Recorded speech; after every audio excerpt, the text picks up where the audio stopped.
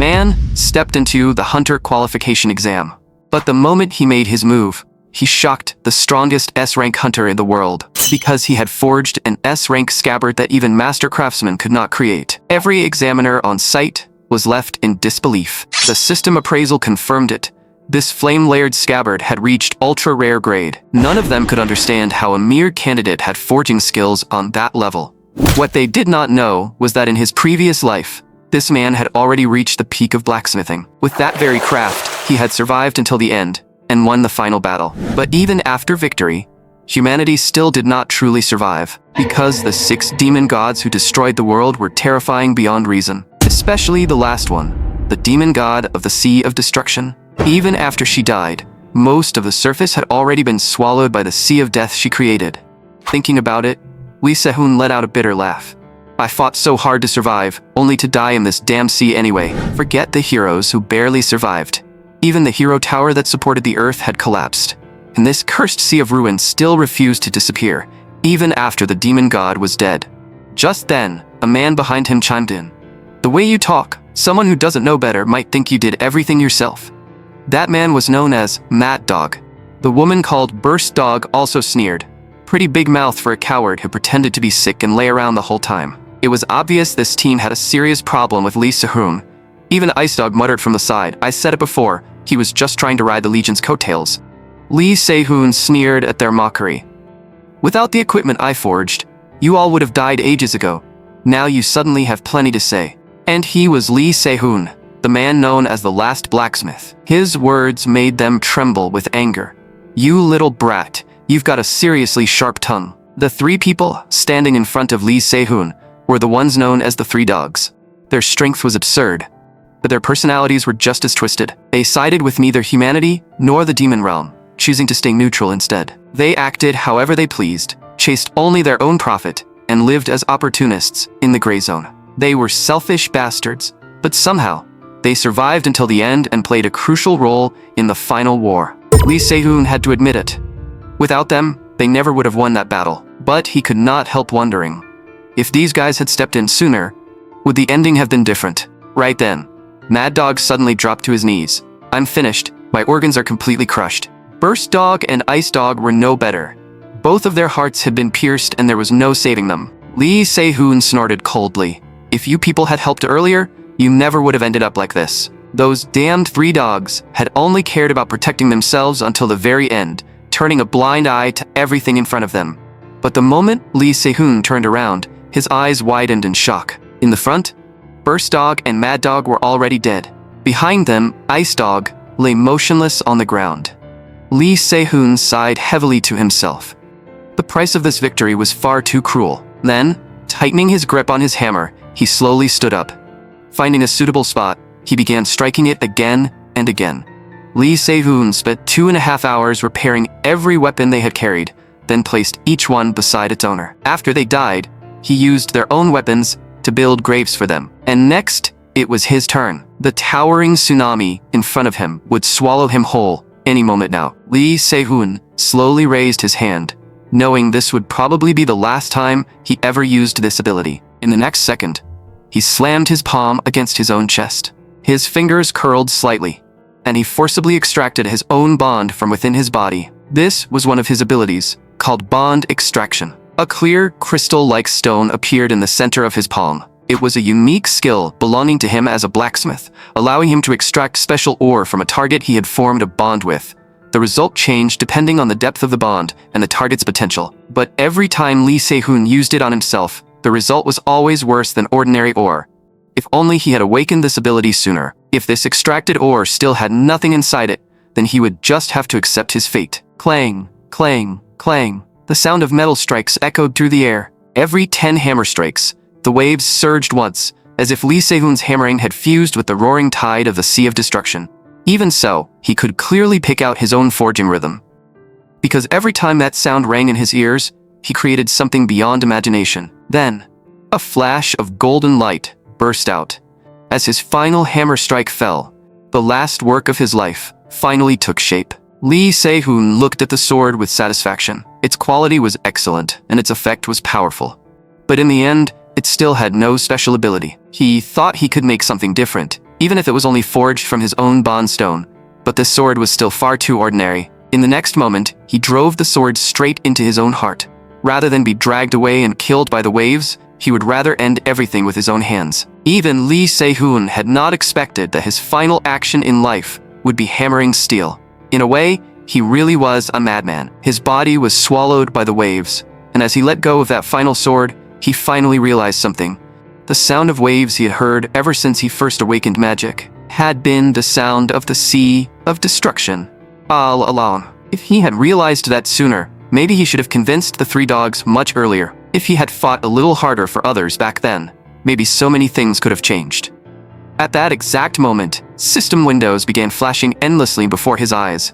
Armament image has manifested, and it was all because of the final sword he had forged. Image skill, return to origin, has been released. Before Lee Se-hoon could even understand what an image was, the figure of a man appeared in front of him.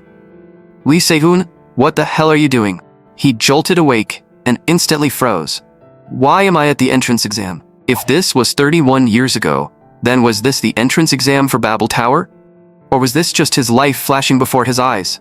But the more he thought about it, the less that made sense.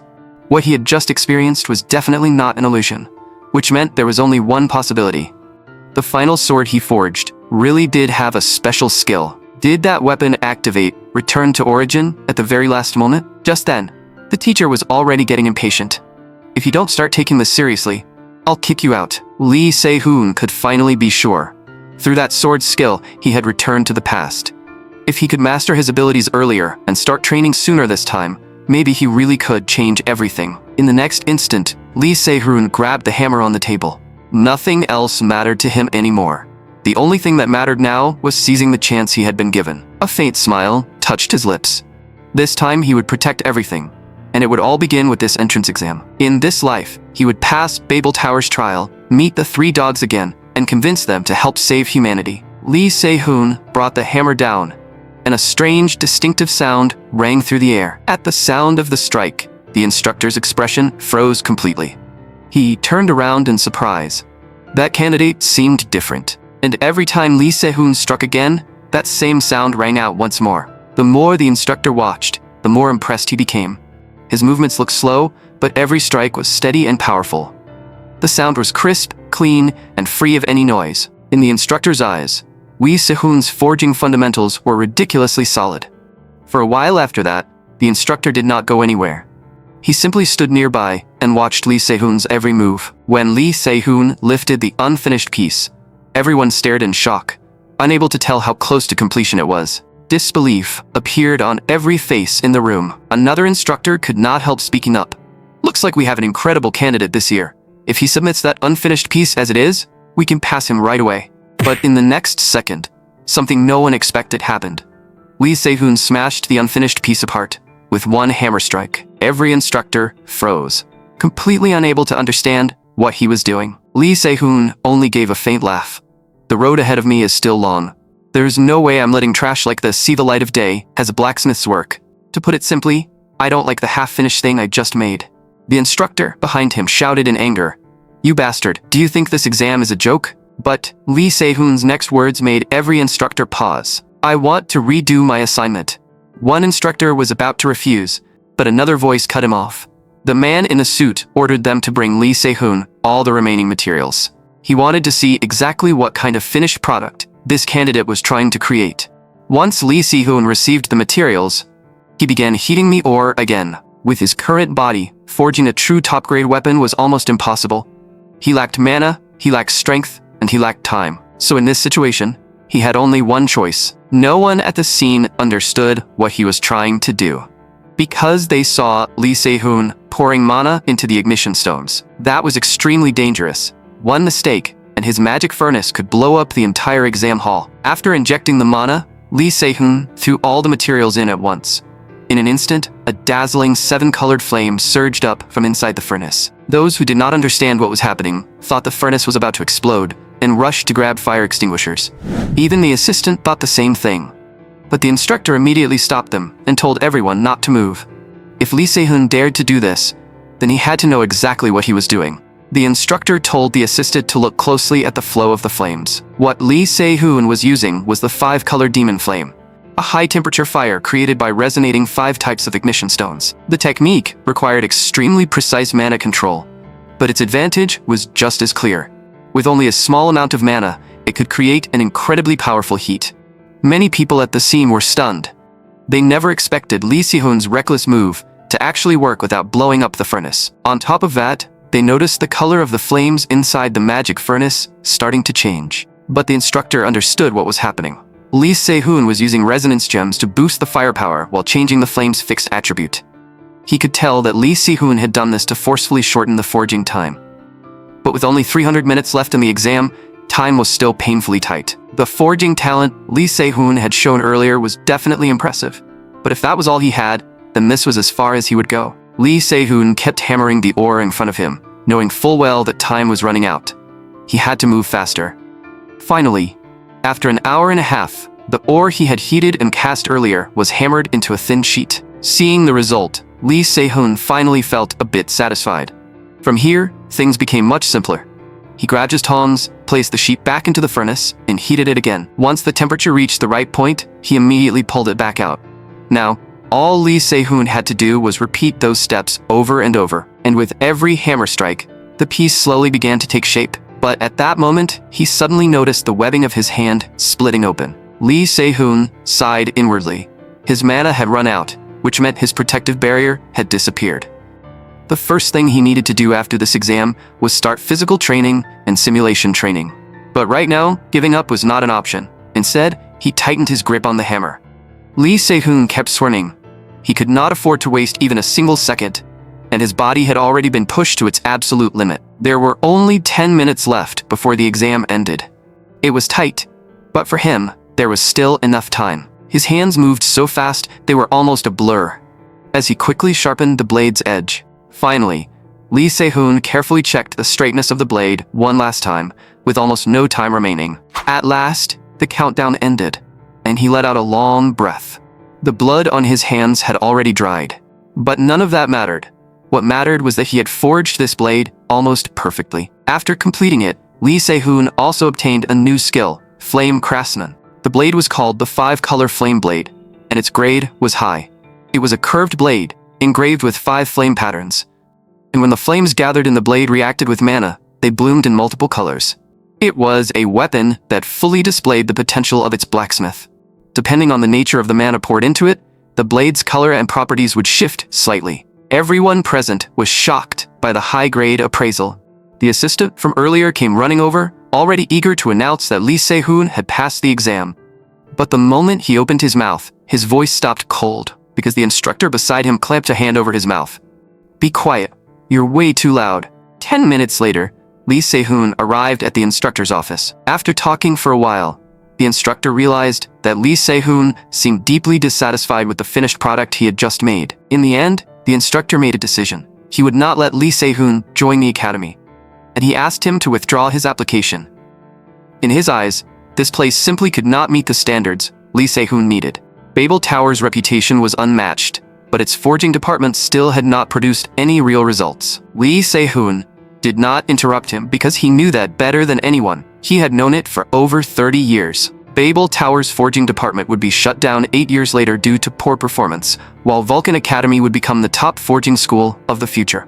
That was why the instructor wanted Lee Se-hoon to join Vulcan Academy and continue studying there. But the moment he finished speaking, Lee Se-hoon cut him off. "Professor, you're wrong. The best blacksmith academy won't be Vulcan.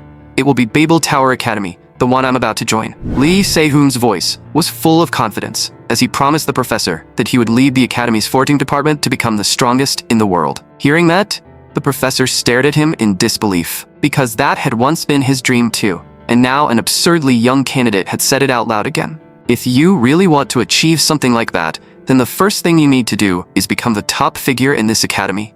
Do you think you can do that? Lee Se-hoon said it would not be a problem. He could not guarantee everything, but among the students, no one would be stronger than him. The professor asked him another question. "Then tell me, do you know how Babel Tower selects the top freshmen?" Of course, Lee Se-hoon knew. Each department selected its top 2 students for an additional exam. From there, each department chose a chief candidate, and those candidates would compete for the final top freshman position.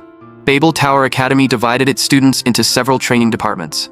The combat department was the main branch, while the academy also had various support departments. Each department then split into dozens of smaller divisions, spreading out like tree roots.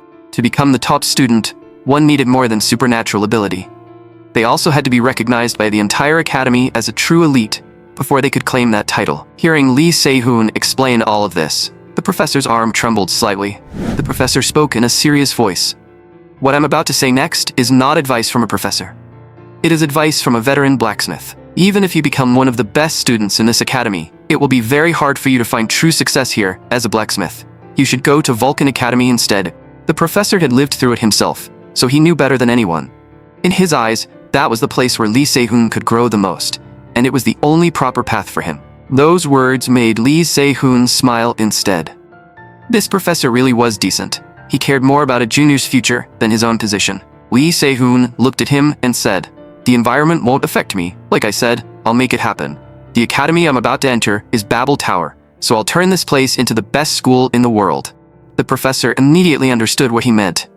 Lee Se-hoon was saying that wherever he stood would become the best place. That was an absurd level of confidence. The professor slowly reached out and accepted Lee Se-hoon's handshake. This was not just confidence anymore. It was outright arrogance. But for some reason, he did not hate it. Then, the professor smiled.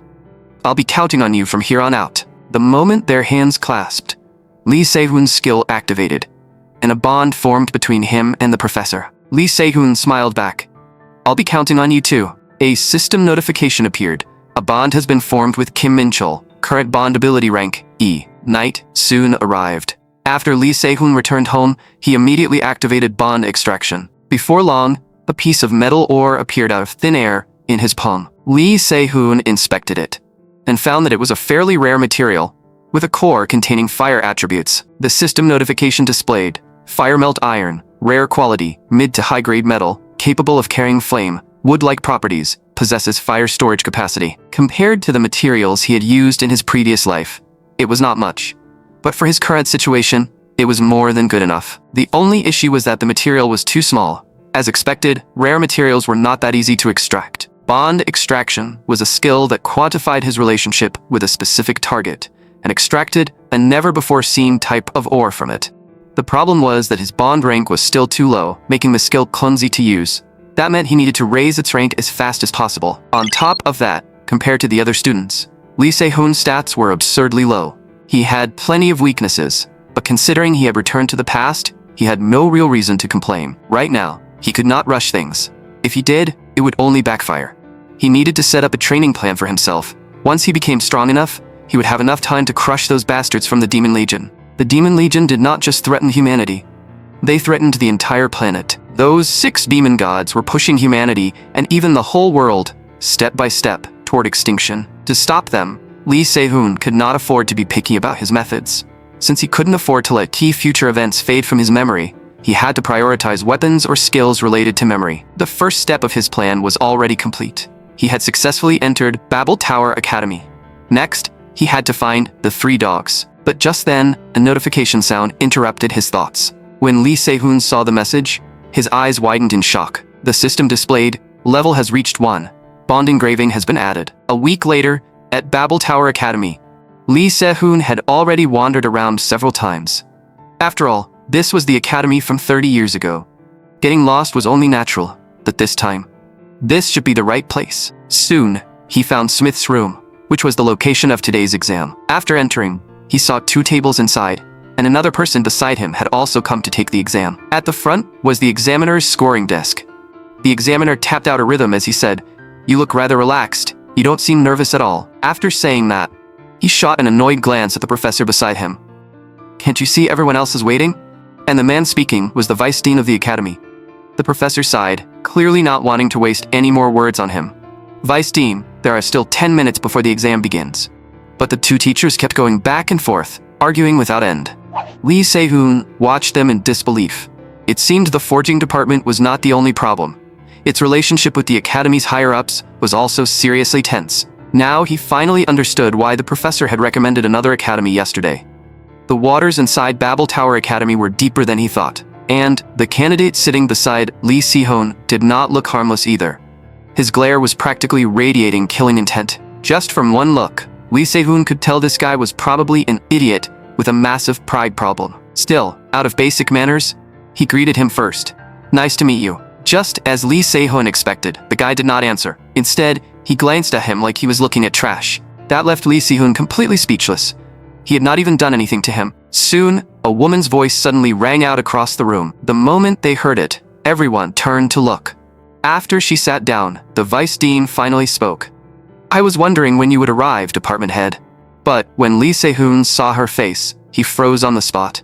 He knew this person far too well. He never expected them to meet again like this. It really had been a long time. The woman had striking red hair, a beautiful face, and an intense presence. She was Yu Eun-ha, the future dean of Borsiba Academy. Lee Se-hoon was completely stunned. He never thought this glutton would show up here. Yu Eun-ha had once been recognized worldwide as an S-rank hero, with a unique skill that made her stronger by devouring weapons. Before Lee Se-hoon's regression, she had also been one of his long-time customers. Unfortunately, Yu Eun-ha did not survive until the final war. The last thing she said to Lee Se-hoon before she died was that she regretted eating the weapons he had forged. When she died, it hit Lee Se-hoon hard. Humanity already had so few powerful fighters left, and from that moment on, there was one fewer. Back then, Yu Eun-ha's combat power had been terrifying. On the front lines, she had blocked many attacks from the demon gods for humanity. Just then, Lee Se-hoon's thoughts were interrupted. The examiner at the front told them to focus because he was about to explain the exam rules. This exam would last 90 minutes. Within those 90 minutes, they had to create a weapon that could be used together with the themed sword from the previous exam. Then, the examiner slowly raised his fist. In the next moment, a flame suddenly burst from his palm. "In this exam, you must create your equipment using only alchemical forging techniques." The examiner glanced at the materials on the ground. A large amount of ore had already been prepared inside the room. The candidates were free to mix and use all of these materials however they wanted. One more thing, the weapons they created would be judged by Department Head Yu Eun-ha and Vice Dean Hans Barmut, so they had to forge something they would not be ashamed of. With a wave of the examiner's hand, the exam officially began. The young man beside Lee Se-hoon stared at him with open disdain, but Lee Se-hoon did not pay him any attention. After all, only one person could be chosen in this exam. Then Lee Se-hoon tied on his apron and began selecting the ores needed for alchemical forging. While he was choosing, the blonde young man kept staring at him. "You're supposed to resonate pure mana with the materials, so the elemental mana doesn't go out of control. What, you think your mana will grow just because you keep staring at the materials?" Lee Se-hoon looked at him in annoyance. "What materials I choose has nothing to do with you. Who gave you the right to judge me?" The young man beside him remained arrogant. "People like you don't even deserve to be here." Just then, the professor quickly walked over to Hans Barmut. He warned Hans Barmut not to make any more comments unrelated to the exam, or he might affect his opponent. After hearing the professor's warning, Hans Barmut finally restrained himself a little. But when Lee Se-hoon heard that name, he froze for a moment. No wonder he thought this examiner looked so much like Hans Barmut. So this arrogant guy was the vice dean's son. The more Lee Se-hoon thought about it, the more absurd it felt. And the change on Lee Se-hoon's face had already been noticed by the young man. Hans Barmut seemed pleased that Lee Se-hoon had figured out his identity. In his eyes, one side was just a freshman commoner with a weak background and low mana. The other side was himself, born into the Barmus family, a prestigious alchemical forging household. His mana was so strong that he could even rival the top second-year students. After Hans Barmut finished choosing his materials, his disdain grew even stronger. Competing with someone like this felt like a complete waste of time. The result of this exam was already decided. He would win. Yu Eun-ha, sitting in the middle, let out a cold snort. Lapis lazuli and aquamarine are materials with high mana capacity. Before she could finish, the vice dean beside her continued, "Correct. And they are attribute materials infused with water element mana." Hearing that, the professor also found it hard to believe. Water element mana was extremely sensitive to fire, making it very tricky to refine. Did Hans Barmut really have that much confidence? The vice dean gave a dismissive sneer. "That's outdated thinking. Modern alchemical forging has already moved far beyond that." The professor thought about it and had to admit there was some truth to it. Alchemical forging was not limited by location or setting. But, depending on the caster and the ore, the forging time could vary massively.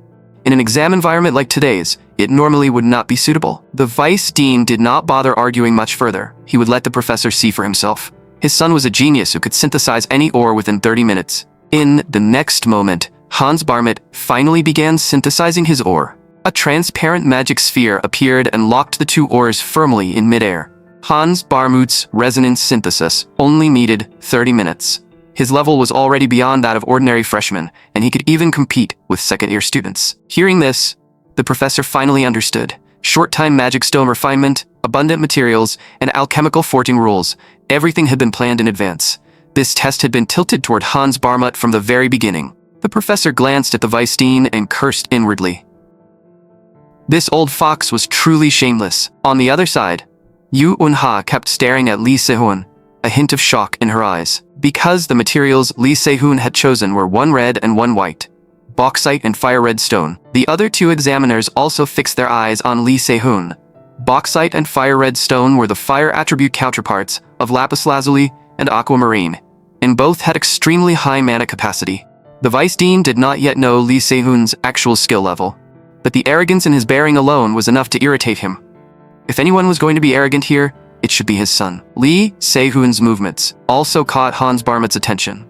In Hans Barmut's eyes, Lee Sehun had deliberately chosen ores that contrasted with his own. He sneered inwardly and called Lee Sehun an idiot. With the amount of mana Lee Sehun had, there was no way he could control fire red stone. Hans Barmut felt completely reassured. His opponent was not just stupid, but an arrogant lunatic who didn't know his limits. Winning this match would be even easier than he expected. But as he kept watching, his eyes slowly widened. Because at that moment, Lee Sehun activated his bond engraving skill. The system notification appeared. Bond engraving, fire connection, activating. Lee Sehun could equip bond stones on his body and use them. The currently available equipment slots were his left arm and right arm. Gradually, a flame extended outward from Lee Sehun's fist. The fire connection iron stone was being equipped to his right arm. In the next moment, a small flame appeared on his arm. Then, that flame burned brighter and brighter, quickly wrapping around half of his arm. Seeing Lee Sehun display such a technique, that entitled brat felt extremely annoyed. He could only force himself to believe it was nothing more than meaningless showmanship. Lee Sehun turned his hand slightly, and the flame power flowed entirely according to his will. With one spread of his hand, all the high-quality ores he had chosen floated into the air and began being tempered by the flames. Everything was exactly as Lee Sehun had predicted, almost perfectly without error. At this rate, it would not take long for him to forge that weapon. The examiner at the front watched his every move. The vice dean was surprised. Was Lee Sehun trying to resonate ores of the same attribute? What an incredibly foolish move. Attribute ores were supposed to resonate only with pure mana. If Lee Sehun forced it like this, the attribute mana would eventually go completely out of control. The vice dean kept sneering inwardly, barely able to suppress the smile at the corner of his mouth. That idiot was about to cause a huge disaster. But what he never expected was that Lee Sehun did not lose control of the mana at all. Instead, the flames grew even stronger. In the next second, an overwhelming pressure erupted from the ore and spread throughout the entire room. In that instant, both the professor and Yu Eunha were forced to squint, barely able to keep their eyes open. Only the vice dean stared hard at Lee Sehun, his eyes filled with disbelief. In front of Lee Sehun, 4 or 5 streams of flame appeared. Beneath those flames, a crystal-clear longsword scabbard slowly took shape. Lee Sehun let out a long breath. Finally, it was done. For him, this kind of low-level forging was never difficult. The only problem was that his current mana was far too lacking, so it still took some effort. He reached out and grabbed the scabbard floating in midair. At the same time, a system notification rang out. Congratulations. You have completed the forging of the flame-layered scabbard. Grade, ultra rare. This scene left Professor Kim and Yu Eunha completely stunned. Even the vice dean, who had looked down on Lee Sehun earlier, was now staring in disbelief. After all, even he probably could not pull off something on this level. The scabbard Lee Sehun forged was not only ultra rare in quality, but also came with the flame layering effect. Beside him, Hans Barmut even stopped what he was doing. He had never expected Lee Sehun to complete the synthesis this quickly, even faster than him. He thought it was impossible. Normally, using elemental mana should have made the process go completely out of control. Had he been wrong this entire time? And right then, a problem suddenly appeared in the materials Hans Barmut was synthesizing. Hans Barmut instantly panicked. From the front, the vice dean shouted, "Stop right now. If you keep injecting elemental mana into the magic stone, it might explode." Soon, the magic sphere in front of Hans Barmut began shaking violently. In the next second, a blast of air shot straight into his face. His magic sphere started cracking at an alarming speed. With a loud bang, Hans Barmut's forging completely went out of control. 15 minutes quickly passed. The materials for Hans Barmut's magic stone were shattered all over the ground. His face was filled with frustration. After finally getting the chance to take this exam, he had ruined everything with his own hands.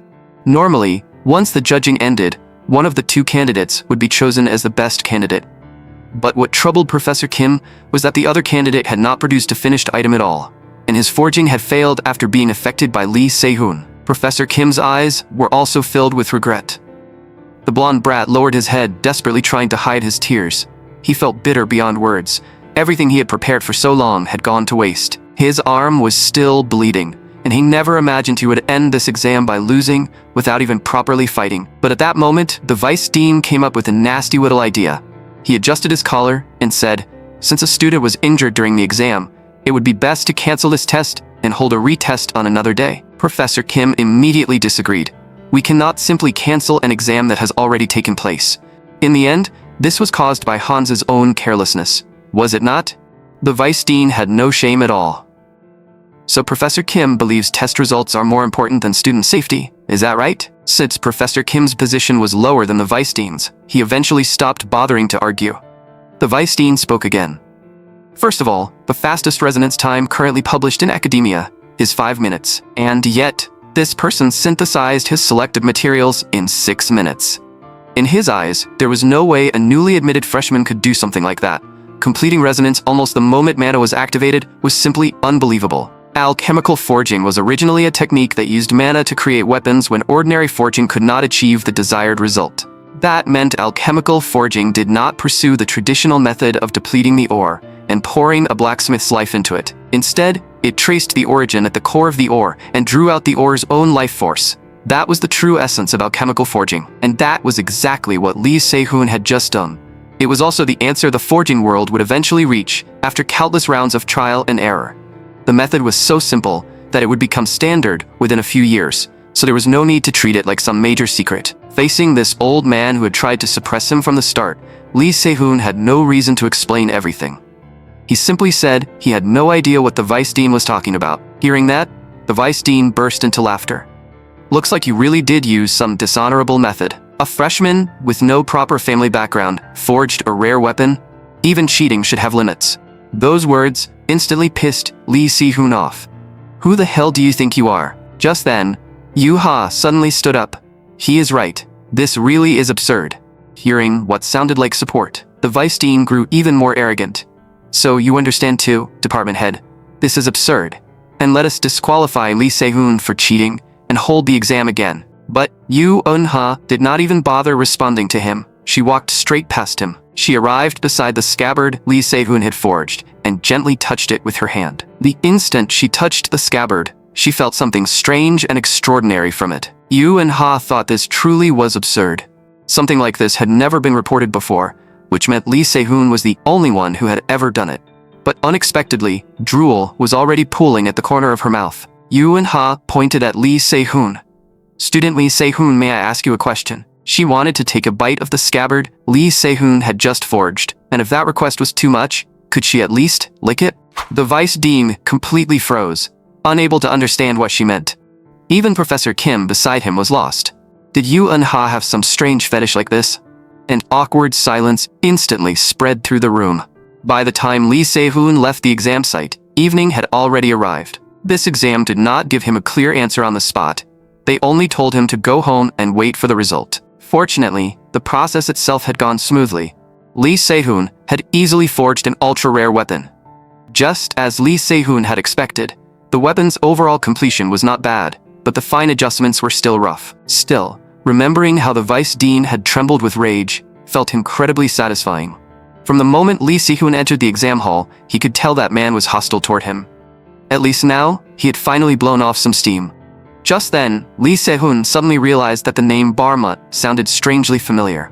He kept scratching his head, trying to remember where he had heard it before. Soon, it came back to him. In his previous life, Burst Dog had once mentioned that name. Back when she was at Babel Tower, that bastard had forced her to do every dirty job, pushed the price of her weapons down to almost nothing, until a sudden explosion occurred. Burst Dog suffered a mana backlash because of that, which was why she became the way she was later. If not for that bastard, she never would have accepted partial body modifications. Back then, Lee Se-hoon had felt genuinely sorry for Burst Dog. Thinking of this, he slowly stopped walking. The blacksmith who left Burst Dog with lifelong after effects was named Barmut. In other words, Hans Barmut was that blacksmith. That guy really was a vicious, scheming piece of trash. Lee Se-hoon's first goal in this life was to contact the three dogs as early as possible and correct their twisted fates. With this, one of the dogs no longer needed to be a major concern. As long as he kept Hans Barmut under control and stopped him from messing around, Burst Dog would have no reason to lose control. Next, all Lee Se-hoon had to do was go back and wait for the notice. Meanwhile, inside the meeting room of Borsipa Academy, everyone present looked grim, because Yoo Eun-ha had made a decision. Lee Se-hoon would be pushed forward as Borsipa Academy's top freshman candidate. Seeing everyone's reaction, Yoo Eun-ha also understood that the decision was a bit forceful, but in this academy, her word was law. Even if someone dared to object, they could not change her decision. Every professor was wary of Yoo Eun-ha, so none of them dared to oppose her directly.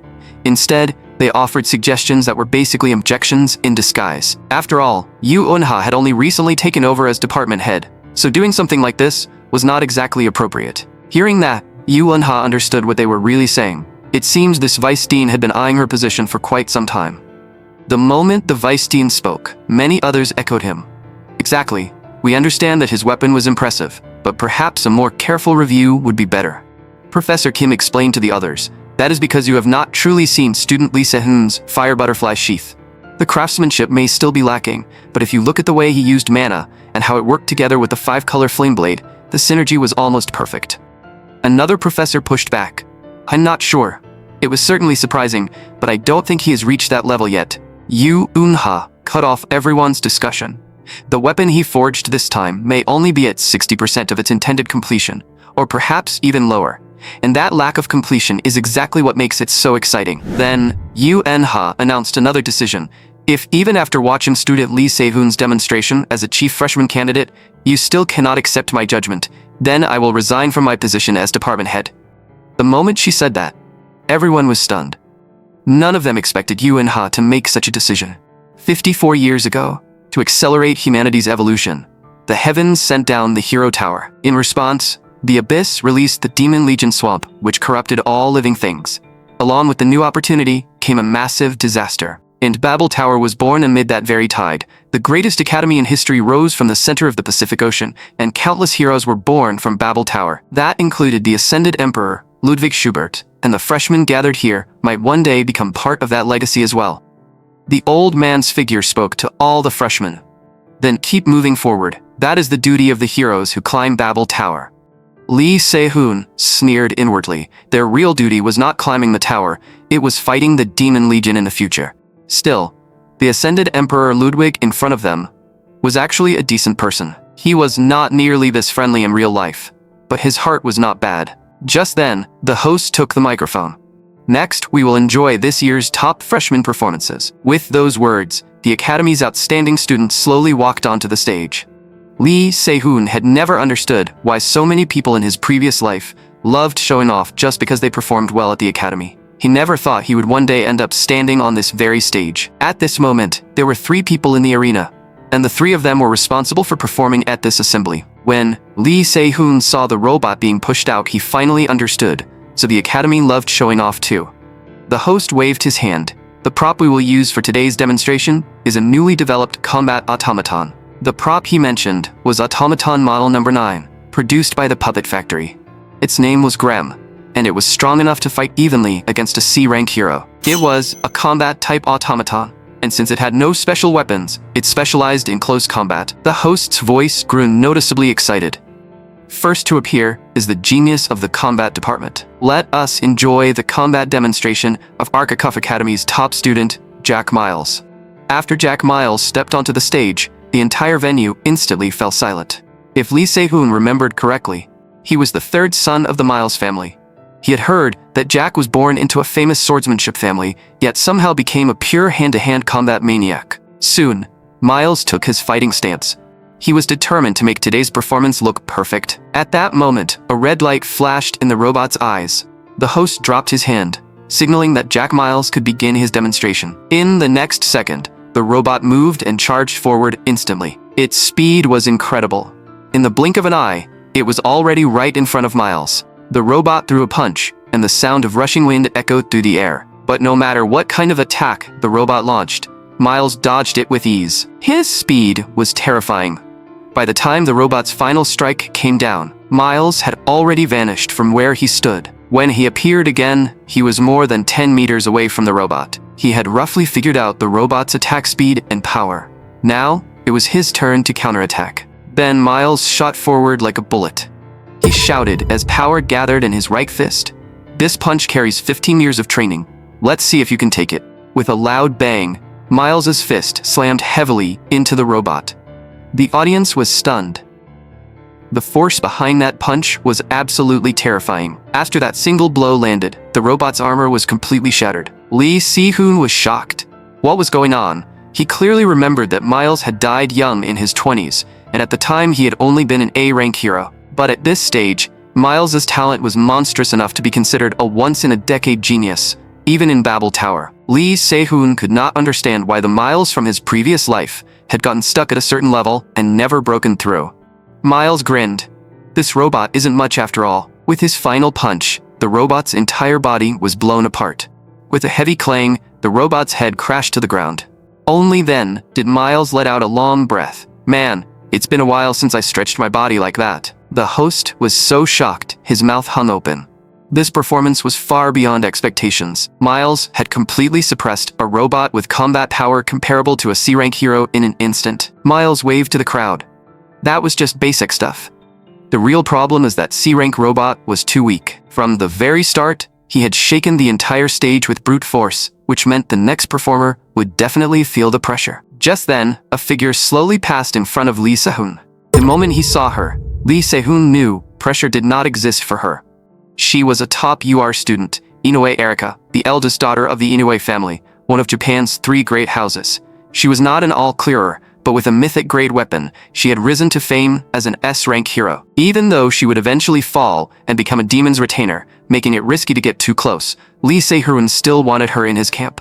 But right then, Erika suddenly turned her head and glanced at Lee Se-hoon. That surprised him. Why was she looking at him out of nowhere? At this point, he and Erika had no connection at all. After thinking for a moment and finding no answer, he simply stopped worrying about it. For now, he would just watch what she could do. In this demonstration, the robot had been equipped with basic model number 9 armor, giving it roughly 5 times the defense of the standard model. The host shouted, "What kind of performance will student Inoue show us today?" "Let's find out." A moment later, Inoue Erika slowly lifted the cage in her hand. Inside was a crow with blue eyes. Strangely, the crow's gaze looked exactly like Erika's. Then Erika released her ability and softly said one word. "Go." The crow inside the cage instantly flew toward the robot. But as it approached the robot, the crow suddenly shot upward at high speed. Lee Se-hoon could not understand how Erika planned to fight with just one crow. The crow kept flying higher and higher. The robot remained still, because its target had been set to the crow. That meant it could only attack the crow, not Erika herself. It slowly raised its arms and took a defensive stance. The robot had switched into defense mode, making it extremely hard to break through. After all, it had been designed for defense. Erika gently breathed out. The moment she did, a streak of blue light burst from the crow's eyes. Then the crow moved. It spread its wings, commanding the air like a general. Its body plunged downward, moving so fast it left after images behind. After each strike landed, the crow immediately flew away and attacked again from another angle, repeating the process again and again. Erika looked like she had done nothing, and yet somehow, she had done everything. She hadn't moved a single step from where she stood. 5 seconds later, Lee Se-hoon stared at the scene in shock. The robot now had a hole punched straight through it, and it was in a most fatal spot. Its core. Its strongest defense was like paper in front of that crow.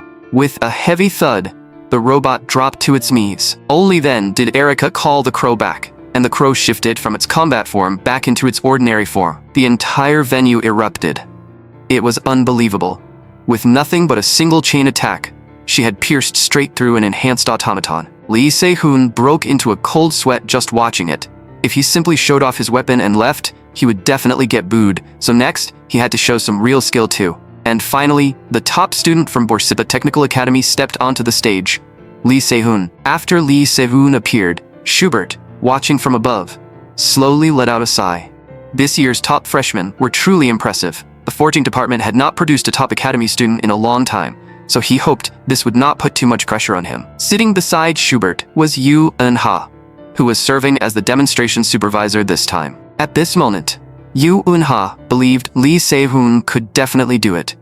Still, her own heartbeat had already started to speed up. With a soft whoosh, Lee Se-hoon slowly drew his blade. Now, it was his turn to perform. His previous exam works were a long blade and a scabbard. And now, the abilities of both pieces would be displayed before everyone. The crowd was stunned. Rare grade? Since when could the forging department do something like this? A freshman having a rare grade weapon was simply insane. The vice dean sneered. It seemed heaven was still on his side. At this rate, the position of Borsippa Academy's dean would eventually belong to him. He looked up at Yu Eun-ha and sneered inwardly. Just pack it up and step down. That seat is mine. On the demonstration stage, Lee Se-hoon directly asked the host to switch to model number 8 and add 2 extra layers of equipment armor. Only then could he truly show his level. The host was completely stunned. Do you even know what you're saying? Model number 8 could withstand attacks from a B-rank hero to a certain degree, and Lee Se-hoon was asking to add even more armor on top of that. This put the host in an extremely difficult position, because this was not something he could decide on his own. So he suggested that Lee Se-hoon use model number 10 first, since such a sudden request would be hard to prepare for. But right then, Professor Kim's voice came from behind. I'm here. He walked in with a robot that had already been fitted with armor. This robot was on a completely different level from the previous two, and it could even withstand attacks from an A-rank hero, far beyond the B-rank standard. The host had no idea what to do. If this continued, the whole event might really descend into chaos. Lee Se-hoon was also surprised that Professor Kim had prepared a robot for him in advance.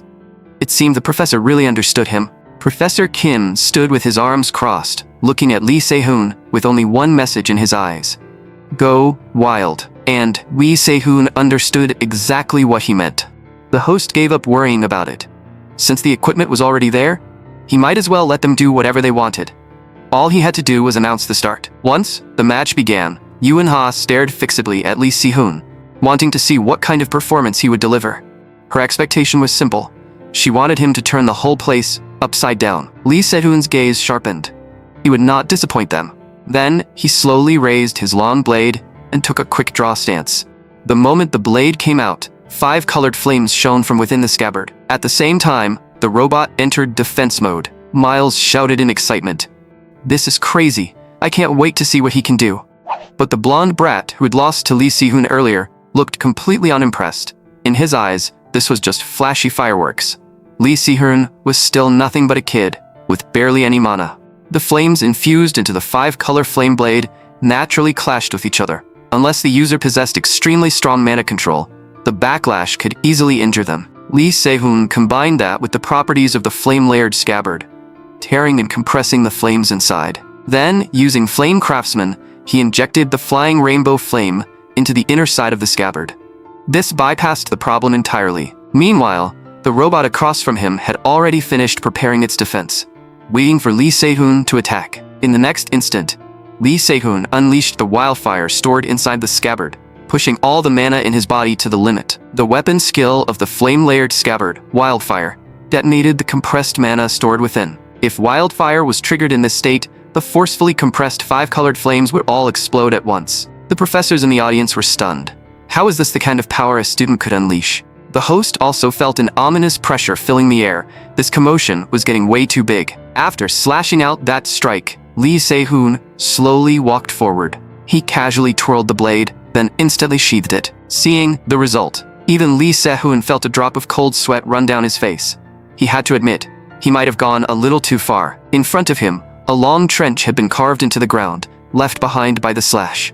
The host froze on the spot. This was simply beyond belief. In the end, the academy had no choice but to immediately dispatch a construction support team to the central auditorium to repair the floor. And with that, the midterm evaluation for the Academy's top student demonstration officially came to an end. 10 minutes later, the sound of high heels echoed through the hallway. Lee Se-hoon sat on the sofa, waiting for Yoo Eun-ha to arrive. A moment later, Yoo Eun-ha walked in. "Sorry for making you wait. I was helping clean up the arena just now." That made Lee Se-hoon feel a little awkward instead. "I should be the one apologizing. I was the one who carved a trench into the central auditorium. I should have held back, but I accidentally went overboard." Yoo Eun-ha froze for a moment. "What are you even talking about? I'm not here to lecture you." Only then did Lee Se-hoon realize she had not come to scold him. Yoo Eun-ha quickly explained, "You misunderstood. I called you here for another reason." But just then, her stomach suddenly growled. Lee Se-hoon actually knew about her ability, but he could not expose it yet. After all, Yoo Eun-ha had never revealed that ability to anyone. She was probably trying to eat his weapon. Yoo Eun-ha cleared her throat. "Anyway, I'll pay 10 times the market price for your weapons." What she wanted to buy were Lee Se-hoon's 5-color flame blade and fire butterfly sheath. But Lee Se-hoon could only apologize and refuse, because he had no intention of selling those weapons to anyone. Right then, a system notification appeared. Contact has been established with target Yoo Eun-ha. Yoo Eun-ha suddenly grabbed Lee Se-hoon's hand, and a bond instantly formed between them at E rank. She said seriously, "That weapon combination of yours is amazing. I want you to sell it to me. I really need it." Lee Se-hoon had not expected the bond to form this quickly, but for his regression, this had only happened after Yoo Eun-ha devoured several of his weapons. But regardless, this was a perfect opportunity. In the next moment, Lee Se-hoon activated bond extraction, and blue mana spread from their clasped hands. Soon, another system notification sounded. "Bond has been extracted from target Yoo Eun-ha." The system displayed Greed Iron obtained, top grade quality, a metal that generates heat by devouring iron. It corrodes any iron it touches, melts alloys, and absorbs them into itself. A black-red spiked sphere appeared in Lee Se-hoon's palm.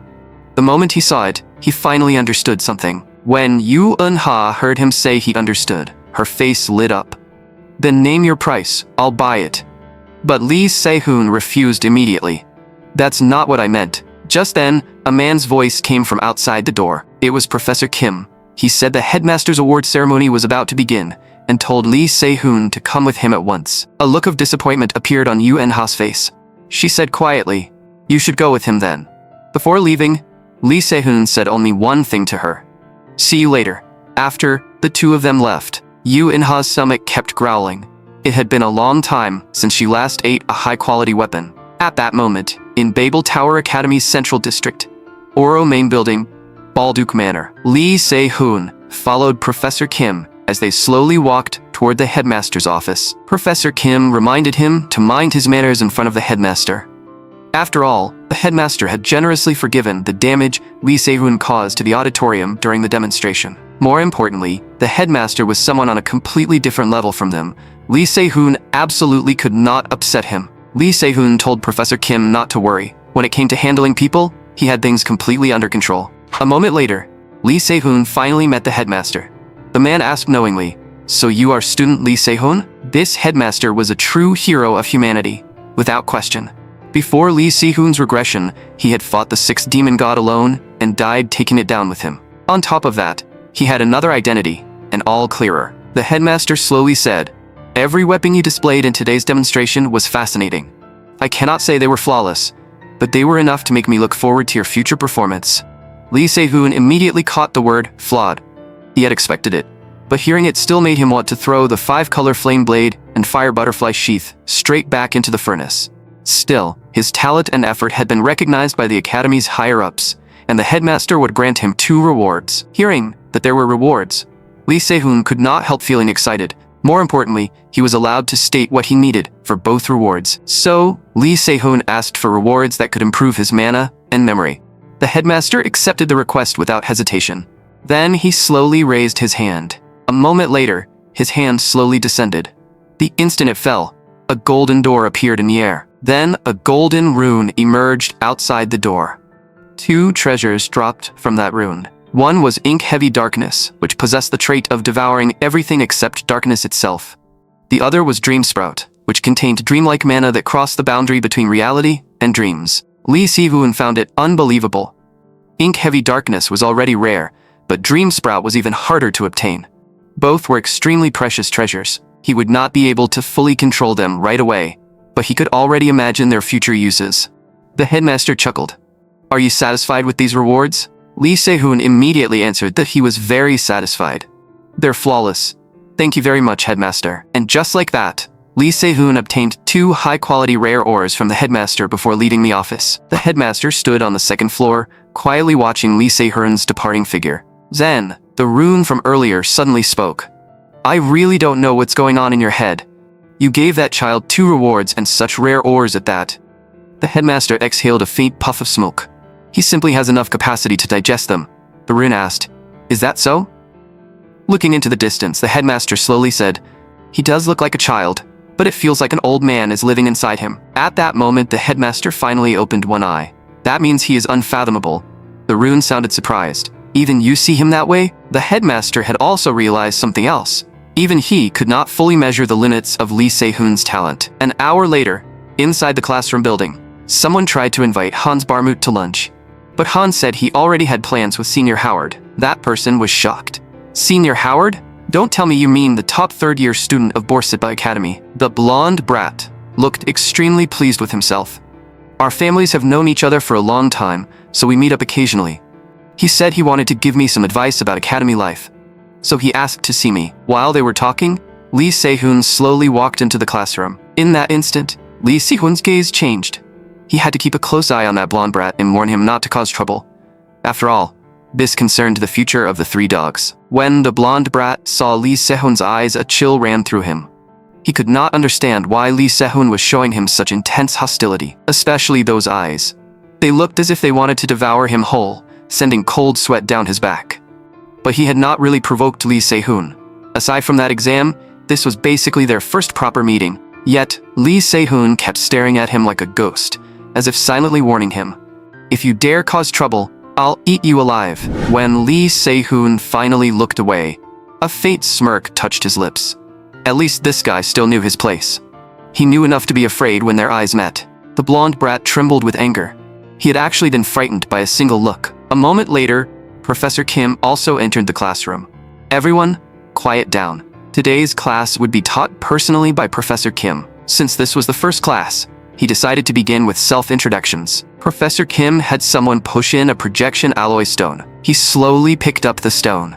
This stone is dozens of times more sensitive to mana than ordinary ore. So when you inject mana into it like this, the weapon form you imagine in your mind will appear quite easily. At that moment, a weapon appeared in Professor Kim's hand, and it was exactly the form he had just imagined in his mind.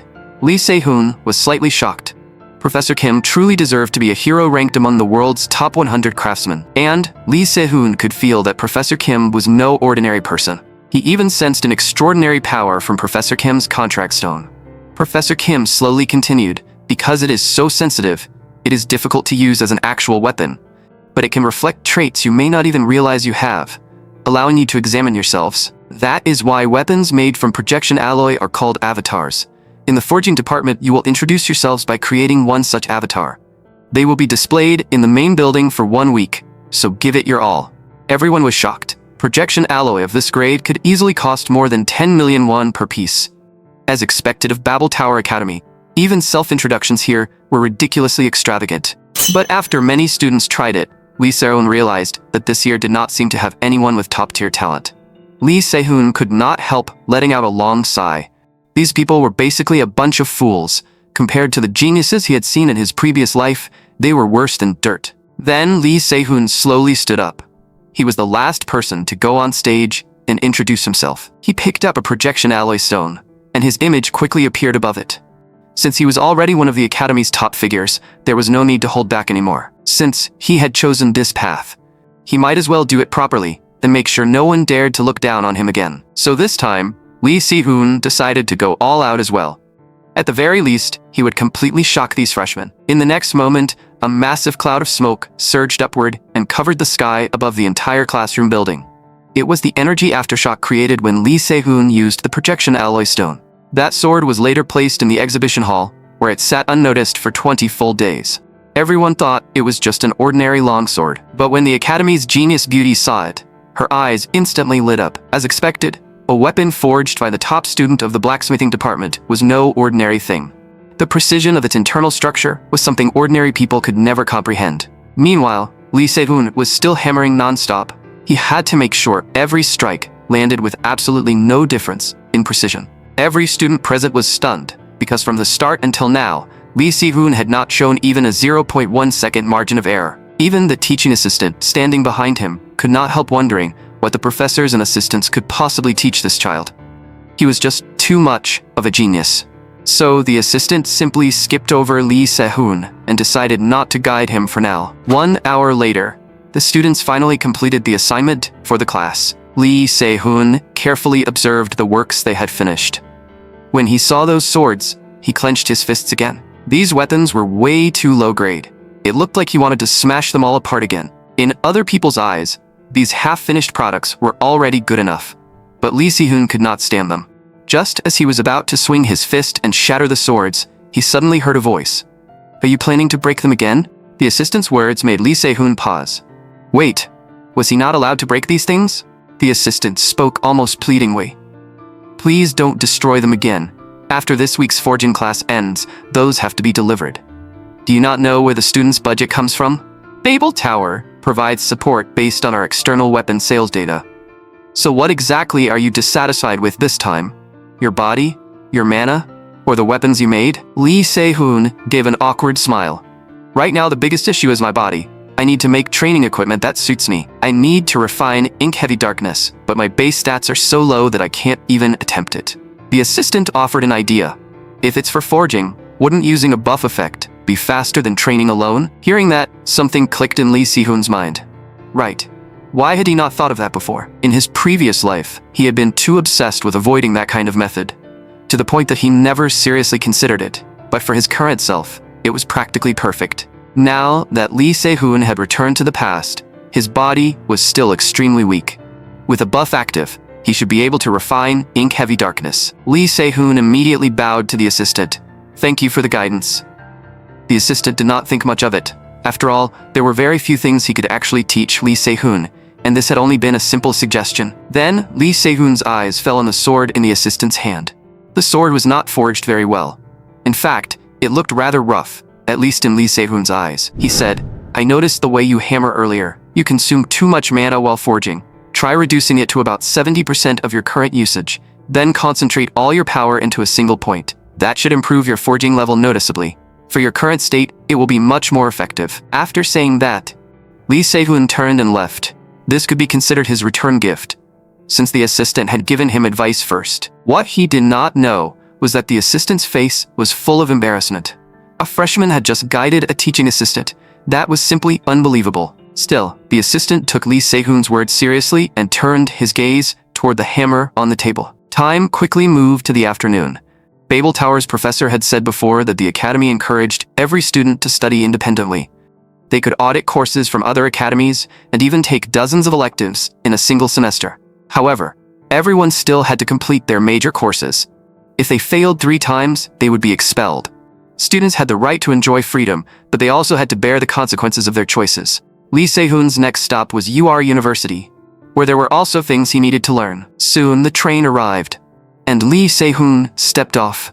But what he never expected was to run into Erica the moment he got off the train. The 2 seniors behind her immediately told Lee Se-hoon to move aside and stop blocking their way. Lee Se-hoon did not understand where these random guys had come from, or why they were being so rude. "And what are you going to do if I don't move?" Those words immediately made the 2 seniors boil with rage. But just then, Erica suddenly spoke and asked Lee Se-hoon where he was going. Lee Se-hoon said he was heading to UR Academy to see if there were any elective courses worth taking. Erica jumped at the chance. "I'm from UR Academy. I can show you around." But the seniors behind her reminded her that there was a meeting later and that Erica had to attend. Hearing that, Erica's voice suddenly turned cold. She shot the seniors behind her a sharp look. "I'm not interested. Get lost." That left the 2 seniors completely stunned. The difference in her attitude was way too obvious. For Lee Se-hoon, though, this was a good thing. Having someone familiar with UR Academy as his guide would make things easier. After that, the 2 of them completely ignored the seniors, and Erica led Lee Se-hoon back to the academy. On the way, Erica asked what kind of elective course Lee Se-hoon wanted to study. What Lee Si-hoon wanted to learn about was buff effects, preferably the kind that could enhance physical ability without interfering with forging. Erica recommended barrier arts, but Lee Se-hoon felt that sounded more focused on defense and probably did not suit him very well. Then, Erica took an invitation envelope out of her pocket. You may be misunderstanding it. What matters is how you use it. Right after that, she placed a barrier on the envelope and began chanting a spell. Erica told Lee Se-hoon to try tearing the envelope open. Lee Se-hoon shook the envelope carefully and found that she seemed to have increased its hardness. But that was not entirely accurate. The envelope still retained its original properties, only hardening instantly when struck by a strong impact. Erica seemed rather proud. For something this complex, you may need a professor to assist you. The professor of barrier construction married into our family as a son-in-law from the Kaze family. If you meet it, I can introduce you. As she spoke, Lee Se-hoon felt that the pattern on the envelope looked somewhat familiar. Soon he understood the principle behind it. So that was it. It was just an illusion. In the next moment, Erica stared in disbelief. The envelope she had just handed over was torn cleanly in half by Lee Se-hoon. She could not understand how Lee Se-hoon had broken her family's barrier technique in such a short time. Lee Se-hoon tossed the torn envelope aside and clapped his hands. Barrier arts really are useful. Thanks for the hint. Now I'm going to register for the course. As for you, you can go have lunch with those two guys who keep following you around. After Lee Se-hoon left, the two seniors hurried over. Miss, are you all right? Looking at the torn envelope on the ground, Erica felt deeply conflicted. She had even given him an invitation, yet Lee Se-hoon had torn it up and thrown it away without a second thought. He really was a strange guy. The next day, inside the ritual arts department, many people kept looking at Lee Se-hoon. In truth, he was normally a fairly ordinary presence and should not have attracted that much attention. But Erica, standing in front of him, had raised his visibility to the maximum. Many people were curious how he had gotten involved with her, and some even said they had seen the two of them together yesterday. Lee Se-hoon sighed inwardly. It seemed gossip followed him wherever he went. Besides, if Erica really liked him, some kind of bond should have formed between them already. Still, was this class screening students or something? After Lee Se-hoon registered, they actually told him to take a test first. Soon, Erica brought Lee Se-hoon to the barrier construction test site, which turned out to be a forest. In front of them, several figures seemed to be searching for something, but they still had not found anything. Lee Se-hoon guessed that this exam was something like a treasure hunt. It sounded pretty troublesome and nowhere near as straightforward and thrilling as the combat department. But for him, this level of test was child's play. After circling around once, Lee Se-hoon finally realized that this whole place was nothing but an illusion. As his foot slammed heavily onto the ground, the barrier in front of him shattered instantly. The teacher spoke in shock. You have already passed the exam. Afterward, the barrier professor soon received a report. Could the young lady be interested in that genius boy? The man in front of Perry did not say much. He simply showed Perry the photo he had taken on his phone. The photo showed Lee Se-hoon and Erica walking together on the street. Looking at the photo, Perry could not help sighing.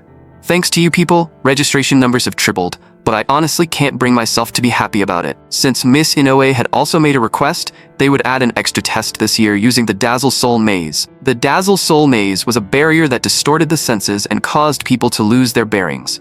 At its core, it was still a barrier technique, but if someone knew nothing about rituals, they might not even realize they had fallen into it. That made it extremely difficult for ordinary people to break through. However, Miss Inoue had not helped Lee Se-hoon at all, and he had still broken through the Dazzle Soul Maze with his own strength. This greatly surprised the barrier professor. At the time, he announced to everyone who had passed the exam, "You are now members of this class. Starting now, we will use a second test to divide you into groups." Soon, a red-haired student volunteered. "Then let me go first." What he was really thinking was that this time he had to leave a good impression on Erica. Perry casually waved his hand. "This test is simple. You only need to maintain the barrier in front of you and break it using mana alone." In the next moment, a red magic barrier appeared at the red-haired student's feet. Once the examiner announced the start, he immediately pressed his palm against the barrier. The examiner would grade them based on time, so they had to be fast and precise. This was a web structure barrier with a spider at its core. The spider would sense the mana flowing along the threads and constantly try to escape. As long as the spider core remained, the barrier would not disappear, and the web would regenerate endlessly. Soon, the red-haired student started struggling. His mana was not enough to methodically cover the entire ritual pattern, so he chose a rougher method: overwhelm the spider core with speed. In the next moment, mana burst from his palm again, and he finally passed the test. However, it took him 2 minutes and 23 seconds. Perry commented, "Next time, focus more on understanding the structure." After passing, the student even glanced sideways at Erica. But Erica did not pay him any attention at all. Everyone who came after him failed. Several students in a row were unable to break the spider barrier. Those with poor results would have to start from the basic class. After their exams ended, the next person to step forward was Inoue Erica. She did not rush to act. Instead, she first examined the structure of the spider barrier and soon found the core of the web-like formation. The core point was actually hidden at the very edge of the spiderweb. In the next instant, the entire spiderweb barrier shattered. Everyone present found it unbelievable. How had she done that? She had dismantled the entire ritual pattern and collapsed the barrier at the same time. The spider core on the barrier had also been sliced into pieces. That was top-tier skill. Inoue Erica truly showed why she would become an S-rank hero in the future. Inoue Erica took 22 seconds in total, which was already a strong performance. But with the textbook method, she could have been 2 seconds faster. Then, the teacher looked in Lee Se-hoon's direction. "Last one, Lee Se-hoon. Step forward for your test." The teacher sized Lee Se-hoon up. At first glance, there didn't seem to be anything special about him. It seemed the teacher would have to confirm things personally. At this moment, Lee Se-hoon did not rush to break the barrier. Instead, he crouched down and carefully observed the structure of the spiderweb. Everyone around him was curious. Had he not realized the test had already begun? Why was he crouching there? Lee Se-hoon ignored their comments because he had noticed that this barrier shared something in common with ink-heavy darkness. If it did not reach a certain critical point, it would keep repairing itself. That meant refining ink-heavy darkness required applying several precise stimuli all at once, and the ratio had to be extremely accurate. The teacher also had no idea what Lee Se-hoon was doing, so he walked over to check the situation himself. But at that moment, Erica suddenly stopped him. "Please do not interfere with his test." Left with no choice, the teacher had to stop. At the same time, Lee Se-hoon's hand moved. A surge of flame power flowed into the centerline of the spiderweb barrier and slowly extended downward. Soon his flame caught the spider core.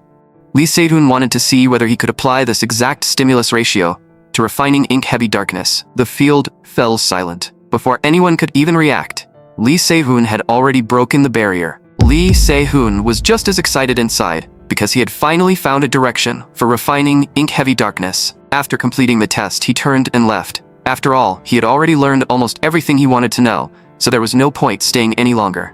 The examiner checked the time. It had taken about 7 minutes and 45 seconds. But another chief examiner felt that the time did not really matter. Right now, it might have taken him 7 minutes, but the next time Lee Se-hoon faced the same barrier, he would probably break it in seconds. Because he had not merely broken a barrier, he had created an entirely new formula to dismantle that ritual. At that moment, Erica looked at Lee Se-hoon with a meaningful gaze, feeling a faint thrill of excitement. If he truly combined ritual arts with forging techniques, then the weapon he eventually forged might be terrifying even to her. Not long ago, Lee Se-hoon had submitted an application for ultimate forging, allowing any interested mentor to contact him. The teacher who helped submit the application originally thought not many people would be interested, but just 3 minutes after it was posted, his message list was completely flooded. Thinking about how Weisstein Barmett had no one on his side, while his son had been pushed down to second place, the contrast was painfully obvious. No wonder he was in such a terrible mood.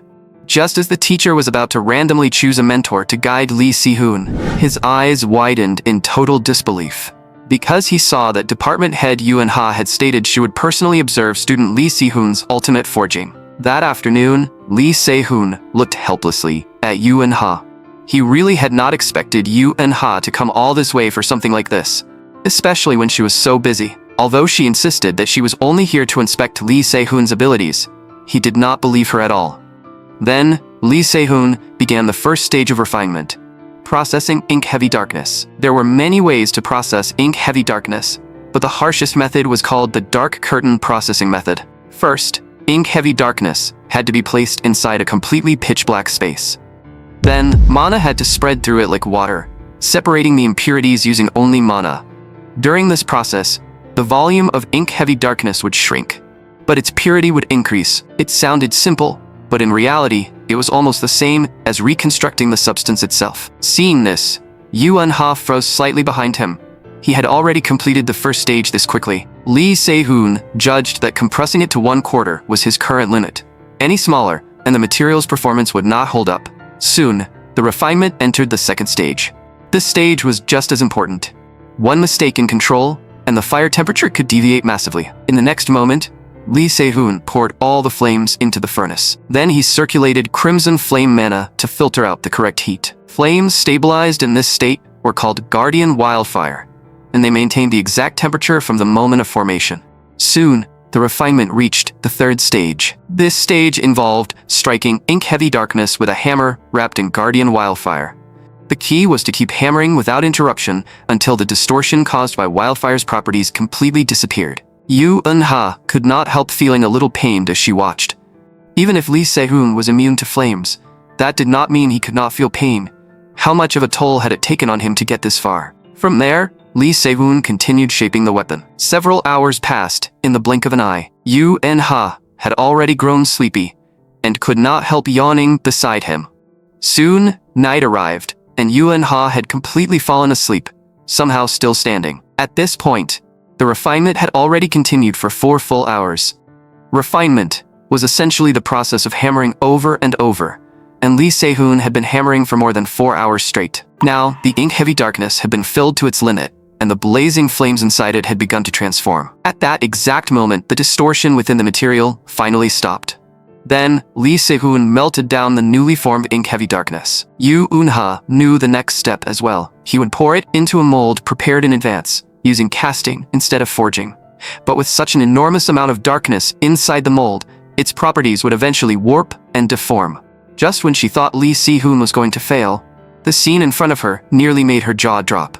Lee Se-hoon used the barrier-breaking formula to slow down the changes in ink-heavy darkness, then built a mana circuit inside that tiny opening. In the next moment, his finished product finally appeared. A system notification sounded. Ink bamboo bracelet completed. To shatter prejudice, one must sometimes attempt the reckless with one's own body. Though it has not fully drawn out the material's full potential, the skill that forged this new possibility is enough to be called a human achievement. Another system notification followed. Aaron Dominion acquired. Evaluation, D rank. Only then did Lee Se-hoon let out a long breath. Today's effort had not been wasted. He had successfully forged the item. The item was called the Ink Bamboo Bracelet, a mid-grade rare item. Its ability was to absorb and store the wearer's mana, allowing the use of the skill Explosive Tide Surge. At that moment, a smile finally appeared on Lee Se-hoon's face. It was a hard-earned success. But the moment Yu En-ha saw the freshly forged item, her stomach betrayed her with a loud growl. She instantly became a little embarrassed. She did not want this to happen either, but she was hungry and could not control it. Lee Se-hoon pretended not to notice, because the situation was just too awkward. Yu En-ha quickly changed the subject. So this is resonance? Impressive. Lee Se-hoon nodded. I made 4 in total. Individually, they aren't that strong, but with a little tweaking, they could even trigger a set bonus.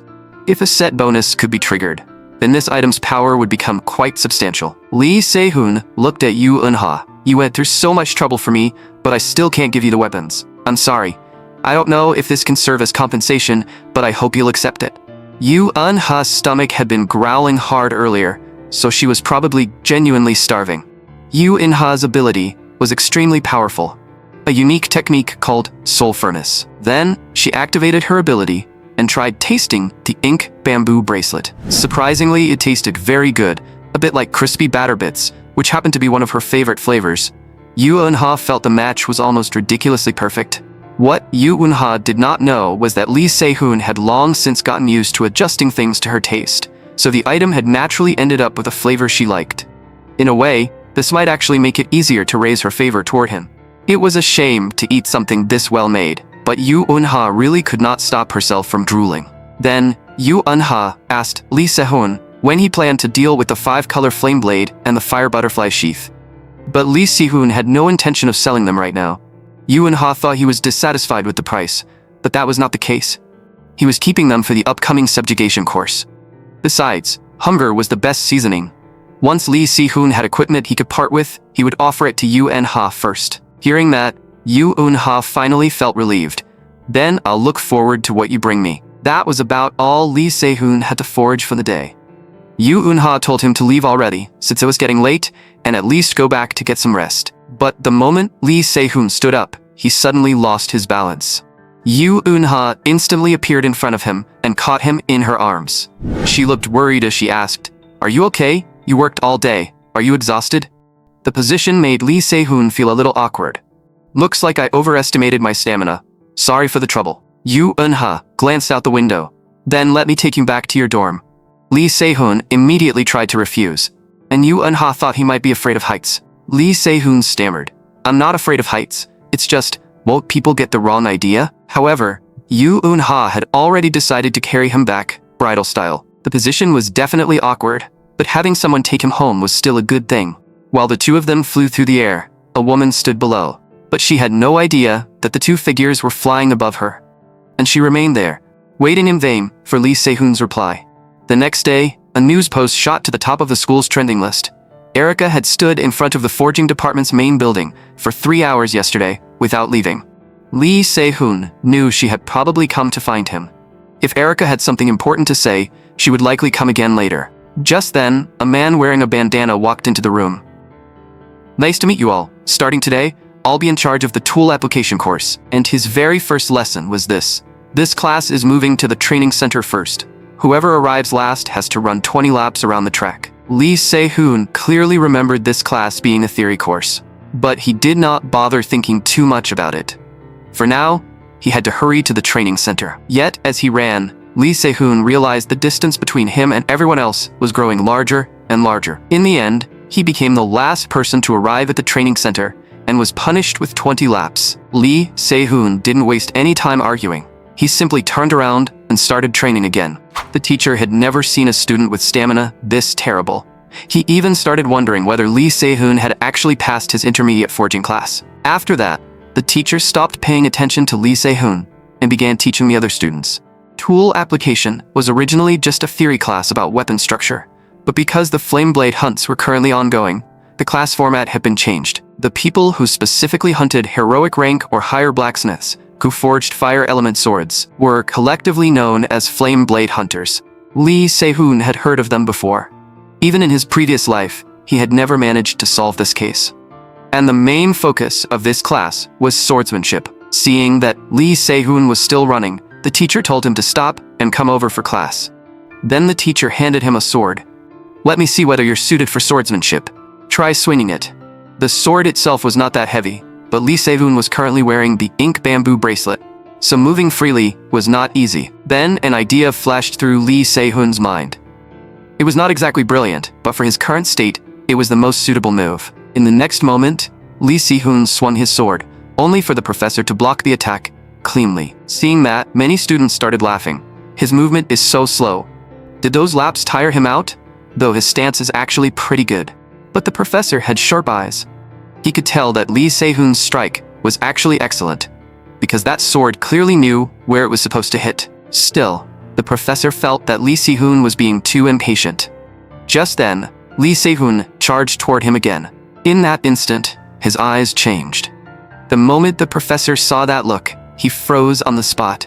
Lee Se-hoon quickly swung his sword, and that slash looked like it truly meant to take off the professor's arm. The professor found it unbelievable.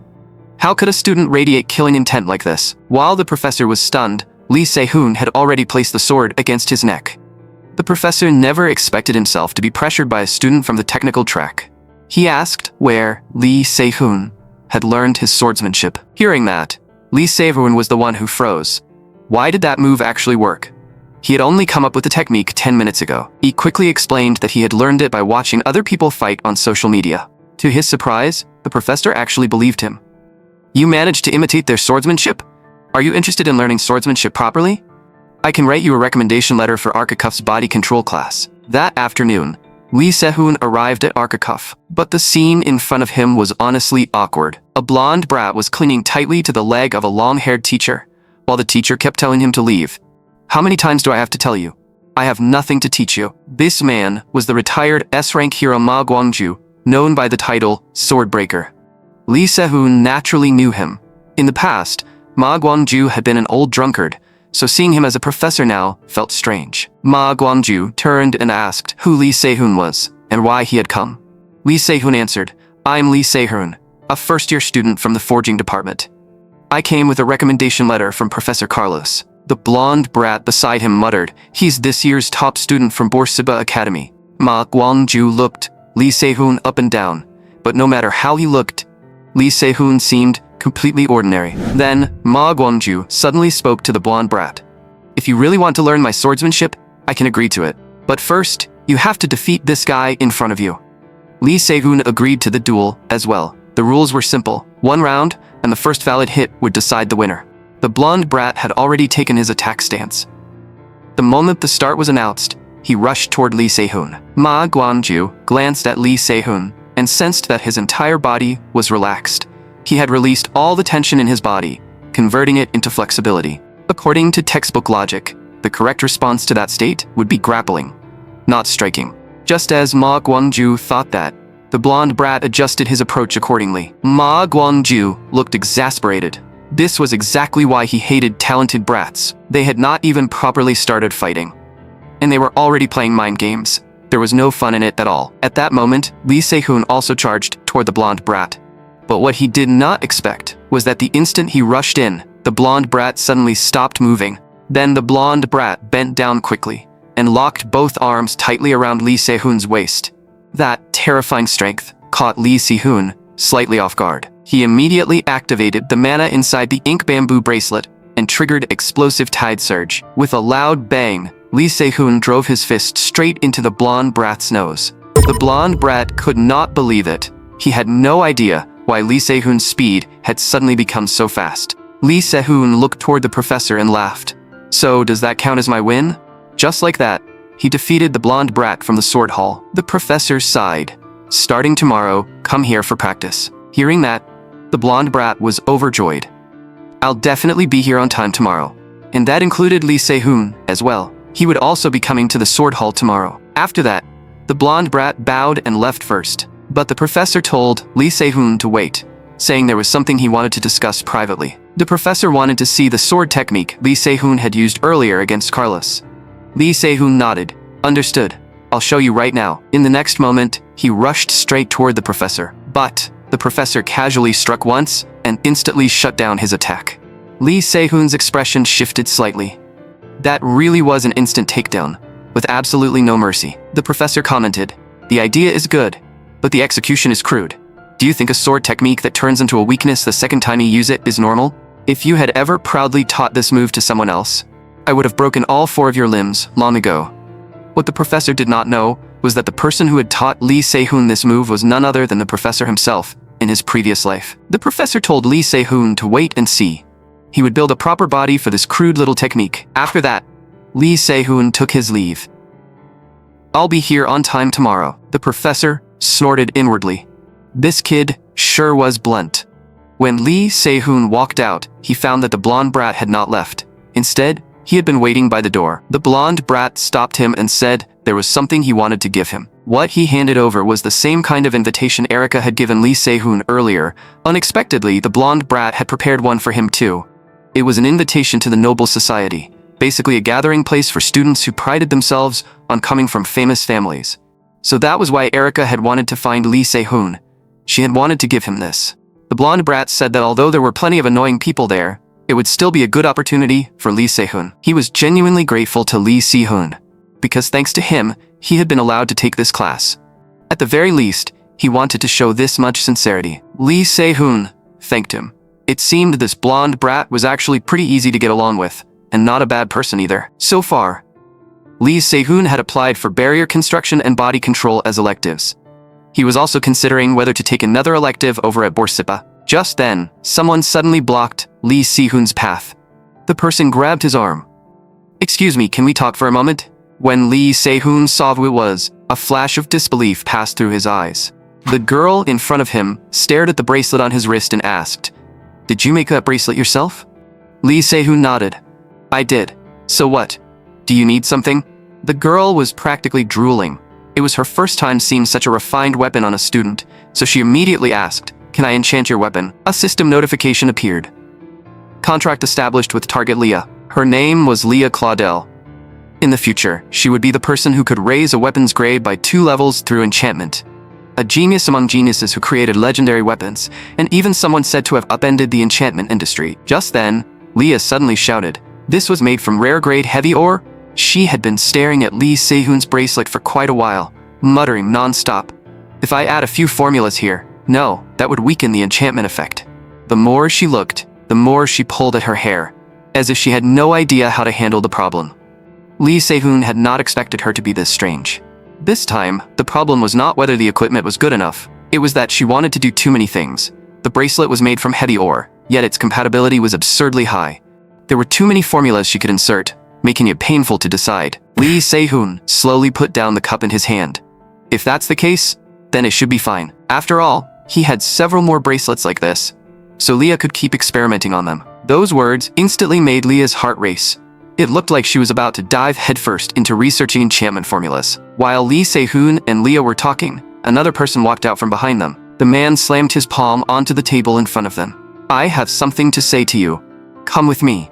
His tone made Lee Se-hoon extremely uncomfortable because it was not a request. It was an order. Lee Se-hoon immediately guessed that this man was probably one of Erica's subordinates. When he did not move, the man raised his voice. Did you not hear what I said? Lee Se-hoon answered calmly. If you have something to say it here. The man sighed. I came to make you apologize to Miss Erica. You tore up the invitation she gave you in front of everyone, didn't you? Lee Se-hoon shot back. Erica was the one who told me to tear it. What does that have to do with me? But the man did not care. You have a point, but you still need to go back and apologize. That made Lee Se-hoon extremely irritated. Did Erica send you here? The man shook his head. This was my own decision. It has nothing to do with Miss Erica. Hearing that, Leah adjusted her glasses.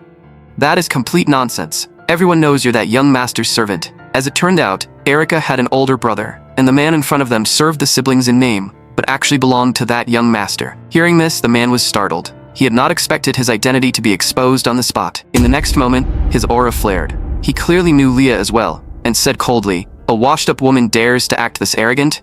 Are you still living in that delusion of yours?" Facing his pressure, Lee Se-hoon felt nothing at all. The man continued, Babel Tower is filled with talent. There are plenty of people better than you. Being allowed to apologize to the young lady is your honor. Lee Se-hoon shut him down with a single sentence. You're talking about yourself, aren't you? The man flew into a rage and summoned demon wolves to tear into them. Seeing this, Lee Se-hoon merely raised his hand slightly. Facing the demon wolves in front of him, there was not a trace of fear in his eyes. He waved his arm lightly, and all the demon wolves vanished. As expected. They aren't made purely of mana. You use a dagger as the medium, allowing illusions to attack physically, right? The man's eyes filled with shock. How did you know? Lee Se-hoon twirled the dagger in his hand. This is child's play to me, but now you're in trouble. Since you attacked me first, it's only natural for me to strike back, right? At that moment, a system notification sounded. Bond engraving, gluttonous iron blade, has been activated. Lee Se-hoon wiped the residue from the corner of his mouth.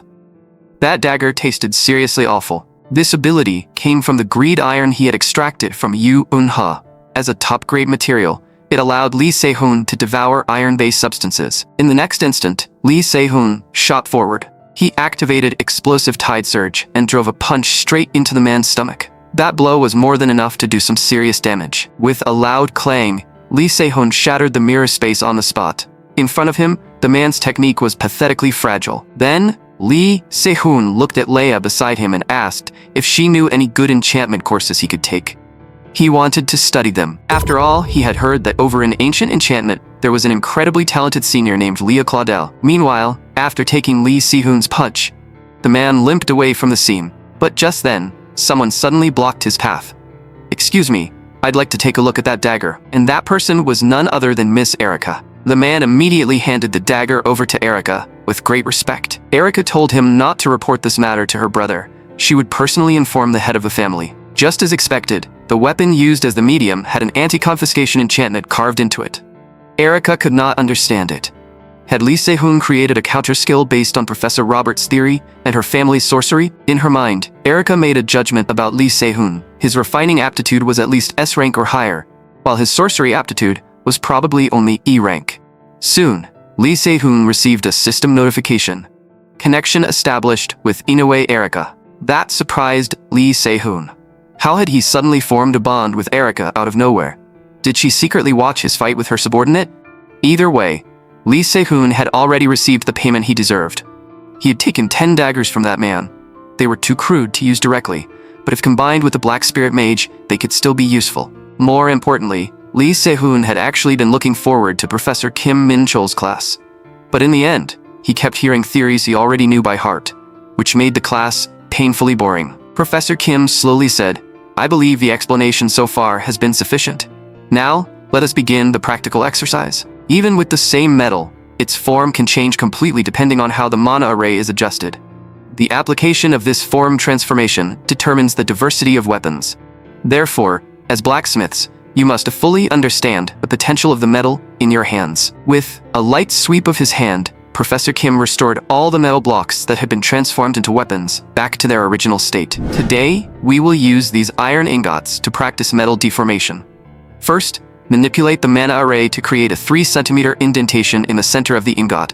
Then, restore it. The assistant handed each student an iron ingot, one in them. These ingots have been adjusted to react sensitively to deformation, so please handle them carefully. Lee Se-hoon looked at Professor Kim and fell into thought. It seemed Professor Kim had not completely rejected magical refinement after all. Once the class began, everyone quickly made a mess of things. Some turned their ingots into puddles, while others twisted theirs into bizarre shapes. Professor Kim looked utterly speechless, and worse, they could not even restore the ingots to their original forms. Just then, Lee Se-hoon handed his completed ingot to Professor Kim, and almost at the same time, another hand submitted one as well. Hans Barmut. The blonde brat chuckled at Lee Se-hoon. "Didn't expect your speed to be about the same as mine. Have you been practicing in secret too?" Professor Kim had not expected only 2 people in the entire class to complete this stage, so he allowed them to proceed to the next one. He then demonstrated a sample structure and told them to transform their ingots into that shape. From there, they manipulated the internal structure of the ingots, like twisting a Rubik's Cube. The blonde brat glanced at Lee Se-hoon again. He felt that his own speed and completeness were slightly better, so this time, he thought he could win. After they completed the shape, Professor Kim gave them another one to form. The blonde brat's hands moved rapidly as he modified the structure of the ingot. Before long, he completed the shape, looking extremely satisfied. "I really am a genius. No matter how you look at it, this is perfect." But Professor Kim slowly called his name. "Hans, restore the iron ingot to its original form." Hans was confused. Why did he have to restore it to its original form now? Still, he followed Professor Kim's instruction, but very quickly, he realized something was wrong, because the mana array inside the iron ingot had been completely damaged. Only then did Professor Kim begin explaining. "The fact that this ingot could not withstand the metal deformation means your handling method was wrong from the very beginning." But Hans immediately argued, "I only followed the method you taught us, Professor." However, Professor Kim had already told them earlier that everyone had to fully understand the potential of the metal. If the altered array could not be repaired, then it was not transformation, it was degradation, and that would become a major variable, affecting both quality and performance. Therefore, from now on, they had to thoroughly check these aspects. Hans glared at Lee Se-hoon in frustration. Had this guy noticed it from the start? But Hans refused to believe that. To him, Lee Se-hoon had only been standing there blankly. But in the next moment, Lee Se-hoon's fingers moved rapidly, and his mana manipulated the metal block into constant transformation. Before long, the deformed iron block was restored to its original shape. The other students were all stunned. Even Professor Kim stared at Lee Se-hoon in shock. "Student Lee Se-hoon, can you show us that transformation again?" Lee Se-hoon looked a little troubled. It seemed Professor Kim had misunderstood. The reason he could restore it earlier was because the ingot had been modified for high sensitivity for student use. If it had been an ordinary ingot, even he would not have been able to do it that easily. In the next moment, Lee Se-hoon created the same shape again, then restored it once more. Only then did Professor Kim finally understand. The key was that this ingot had been modified for sensitivity. It was such a simple principle, yet Professor Kim had somehow failed to notice it. Flame craftsman Kensei, the strongest blacksmith to clear every floor, had created a deformation formula during his time as an S-rank hero. For decades afterward, no one had managed to break it. The deformation formula was a fundamental problem that every blacksmith had to face. Soon, class ended, and Professor Kim specifically kept Lee Se-hoon behind. He took out a rare ore radiating a red glow and gave it to Lee Se-hoon as an entrance gift. After all, Lee Se-hoon choosing Babel Tower had helped him a great deal. The system notification displayed. Flying Swallow Gem, rare grade, contains high purity energy. Absorbing the essence of the Flying Swallow gem can permanently strengthen Crimson Flame power. As it turned out, Professor Kim had heard that Lee Se-hoon controlled Crimson Flame, so he had prepared this gem especially for him. Lee Se-hoon was truly grateful. Without a doubt, this would become an important boost for him. Aside from that, Professor Kim had one more thing to ask. He wanted to know whether Lee Se-hoon was interested in an elective course he taught. If Lee Se-hoon guessed correctly, Professor Kim was talking about weapon origin studies. What Professor Kim had not expected was that Lee Se-hoon actually knew about the course. Lee Se-hoon nodded. Weapon origin studies was one of the best funded courses at Babel Tower Academy. So with the opportunity right in front of him, there was no reason to hesitate. After all, before his regression, Lee Se-hoon had never even heard the name Kim Min-chul. It seemed this professor's ending in his previous life had not been good. But right now he was undeniably a highly regarded professor, so Lee Se-hoon signed up immediately. The two shook hands firmly, and Professor Kim said, "I look forward to working with you from now on." A system notification appeared. Affinity extracted from target Professor Kim. Connection level with blacksmith Lee Se-hoon has risen to level 1. Lee Se-hoon obtained flame-infused iron once again, and this time it had gained an additional property. It could store more flames internally. If metal could be extracted from the human body, then naturally the human body itself could also be forged and processed. When multiple types of attribute mana existed inside the body, they would clash with one another. For a blacksmith who required precise control, that was fatal. That was why most blacksmiths usually chose only one attribute best suited to their aptitude. But Lee Se-hoon was different. The mana in his body that suppressed heat had already been properly depleted, and his mana-drained body was now absorbing the essence of the flying rainbow flame. As a blacksmith, what he had to do now was construct a mana circuit inside his body, specifically designed to carry the flying rainbow flame. Lee Se-hoon let out a long breath. In the end, what he was forging was himself. A system notification sounded. Attribute mana has been strengthened. Crimson Flame has risen from F-grade quality to E-grade quality. More notifications appeared one after another. Lee Se-hoon obtained S-rank Divine Refinement Art, and all of his stats increased significantly. However, this body refining technique was still difficult for the current Lee Se-hoon. After all, he had never truly tried using materials on his own body before. In his previous life, someone had once told him to use every available resource to forge his body. So this time, Lee Se-hoon would use every resource he could to complete this process. Whether that resource came from a future ally or an enemy, in this life, he would leave no regrets behind. The next day, Lee Se-hoon returned to the classroom building. This class was about giving their previous works a final polish before handing them over for external delivery. Everyone started hammering like mad again. But Lee Se-hoon felt like his body was a total mess. It could not keep up with the rhythm at all, and his movements were misaligned everywhere. Even so, he had no time to slowly adjust himself. No matter how badly his body was being pushed past its limits, he did not stop swinging the hammer. After shaping one sword, Lee Se-hoon placed it into a bucket of water to cool it. Soon, he let out a long breath. The sword in front of him should be enough to complete the repair. He did not have time to deal with the rest. If he could finish everything to an acceptable standard, he might be able to secure more budget. But instead of doing that, it was better to focus on completing even one piece properly. So Lee Se-hoon began sharpening the weapon's edge. 2.5 hours passed in the blink of an eye. This time, Lee Se-hoon heard the sound of waves again. It was the sound of the world cracking apart. Whenever he heard that sound, he knew he was about to forge something extraordinary. It was not a brief sharpness, but a cold, piercing edge engraved into the blade itself. In the next moment, a white light flared across the sword. The sword was called the White Light Greatsword, a work that showed the willpower of a true master blacksmith through basic technique alone. At the same time, Lee Se-hoon also learned C-rank White Light sword style. The system evaluated the sword. Its grade was still rare, and injecting mana stones could further increase its sharpness. Considering that Lee Se-hoon had only used ordinary iron ore, this result was acceptable. The skills he had possessed before his regression were slowly returning, and that filled him with anticipation. The others were not nearly as lucky. They felt the assignment was so difficult that some even started wondering if they should just drop out. The next morning quickly arrived. Lee Se-hoon had arranged to meet Leah here because he wanted to personally observe her enchantment process. To avoid being seen by her parents or anyone else, Leah had deliberately chosen a remote location.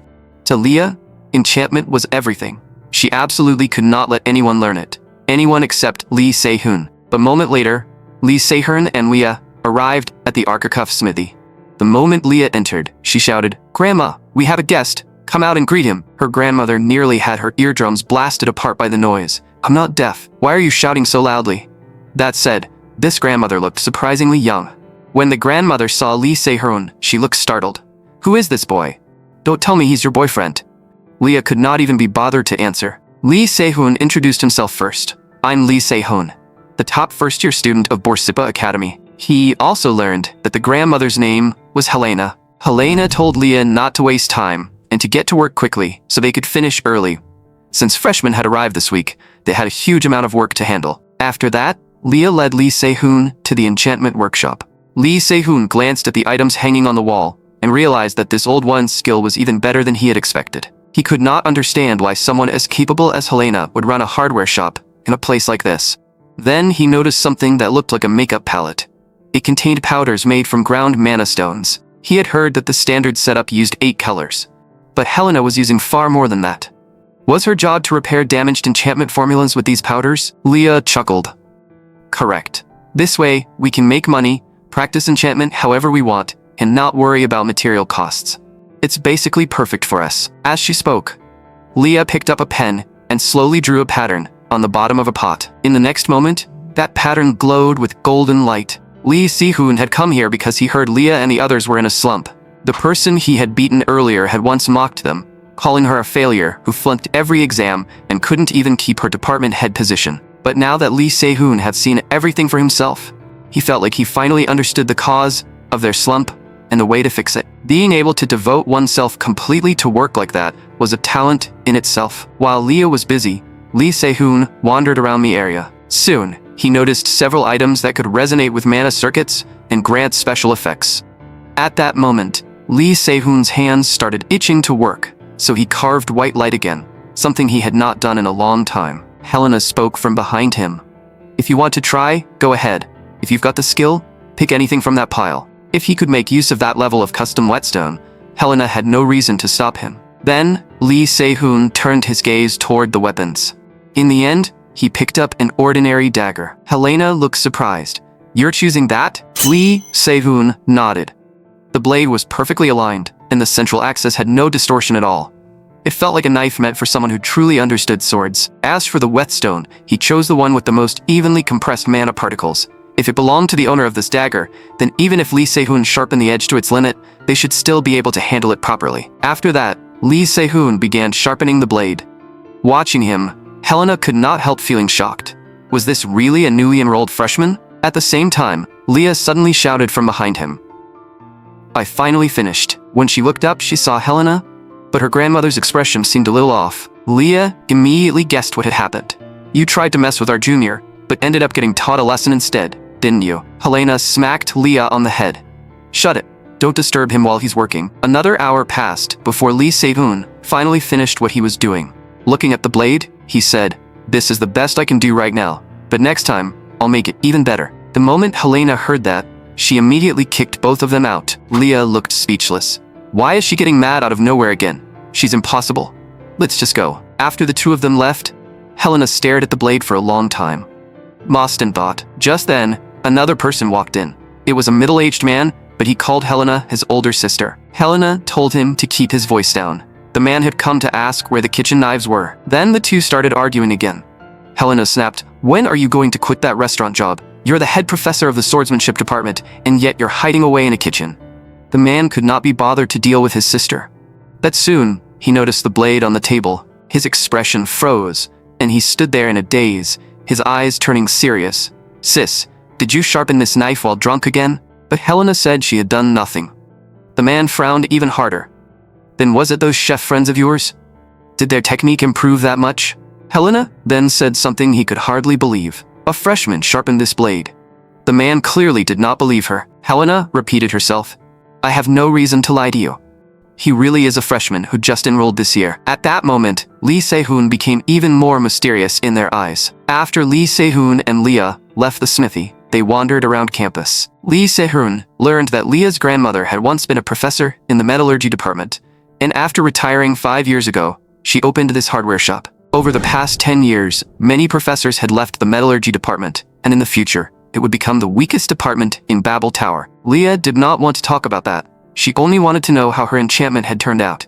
Lee Se-hoon said, "Your fundamentals are solid. There's almost nothing to criticize." Although Leah kept feigning modesty, her expression had already betrayed her.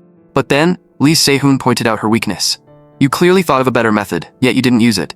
Not knowing something can be fixed by learning. But knowing it and still refusing to act is a problem. A creator's imagination is both a weapon and a talent. And right now, you're suppressing yours." Hearing that, Leah became angry. "Do you think I don't know that?" At that moment, Lee Se-hoon reached into his coat. He handed her a dagger. "Because of my schedule, I don't have much time. So please focus. If someone tells you there is a stone beneath the surface of the water, then forging is creating that stone and placing it there. Magic, on the other hand, is carving the shadow of that submerged stone on the surface of the water. That is why magic has qualities similar to dreams." At that moment, crimson lotus-like flames appeared on Lee Se-hoon's blade. Then a white-gray mist began to swirl around it. Enhancement is not something you simply apply to the surface of a weapon.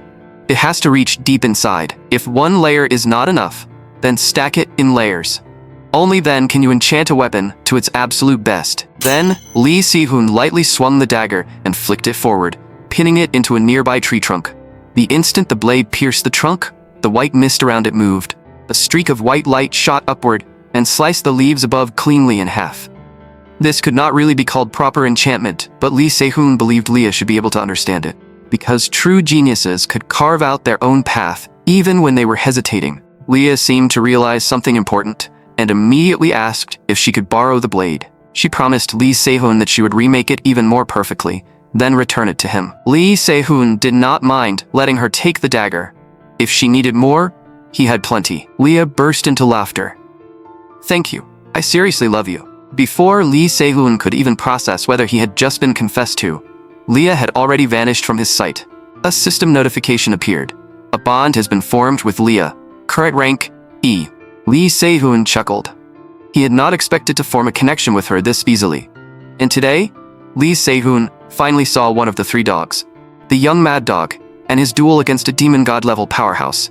What left Lee Se-hoon speechless, however, was that Erica kept following him. Lee Se-hoon told her she should leave, because being followed like this made him uncomfortable. Erica said she could leave, but she would quietly watch him from a distance. Right then, Lee Se-hoon extracted ore from his bond with Erica. It was a high-grade ore called Association Contact Stone with mid-low quality. After that, he also extracted ore from Leah Claudel. It was also high-grade, but its quality was the highest. At that moment, inside the arena for the Martial Hall's Glory Battle, two people were preparing to begin their ranked match. The host of this match was Lan Fong, the youngest professor in the martial arts department. The first to appear today was a top fourth-year student from the Anicap, an heir of the Imayer family, which was famous for consistently producing S-rank heroes. She had maintained an S-rank position in the martial arts hall for 3 consecutive years, constantly breaking records. She was a nearly perfect superhuman, an active A-rank hero, and the champion of the martial hall. Her name was Elia Miles, a sacred swordmaster who had conquered the hero tower. Lee Se-hoon did not react much to her entrance, since he was not particularly close to her. The person Lee Se-hoon was truly waiting for was about to appear. He was the inheritor of H country's intangible cultural heritage, the Firewheel Spear, the top third-year student of the Spear Arts Department, ranked 11th in the martial hall, and a fiercely burning rising star. Seeing him, Lee Se-hoon finally cracked a smile. At last, they met again. Mad Dog, his trusted partner from his previous life. Without Mad Dog, Lee Se-hoon would never have lasted until the end. Soon, Mad Dog and Elia clashed. Even though his opponent was a woman, the power she unleashed shocked even Mad Dog. Immediately, the spear in Mad Dog's hands began spinning non-stop. But Elia did not take him seriously at all. She simply swung her sword, and several flame attacks rapidly closed in on Mad Dog. Mad Dog reacted quickly as well, constantly whipping his spear around to block every attack. Yet Elia merely stood with one hand behind her back and swung her sword again, sending several more attacks flying at him. Even considering how young Mad Dog was right now, his performance was far below the standard. Had he not received the support he deserved as the inheritor of the Firewheel Spear? Many things confused Lee Se-hoon, but the biggest problem was still the weapon in Mad Dog's hands. At that moment, Mad Dog's gaze turned sharp. He was finally going all out. But in the next second, Elia's sword tip was already pressed against Mad Dog's throat. The overwhelming difference in strength made him clearly feel the insurmountable gap between them. Left with no choice, he could only admit defeat. Elia burst into laughter. You're actually pretty strong. If you keep working hard, maybe one day you'll make me use 50% of my strength. Then I'll have no choice but to take you seriously. The arena erupted in cheers. As expected of Elia, she's incredible. At that moment, the host had planned to interview both participants. Or rather, that was the original plan.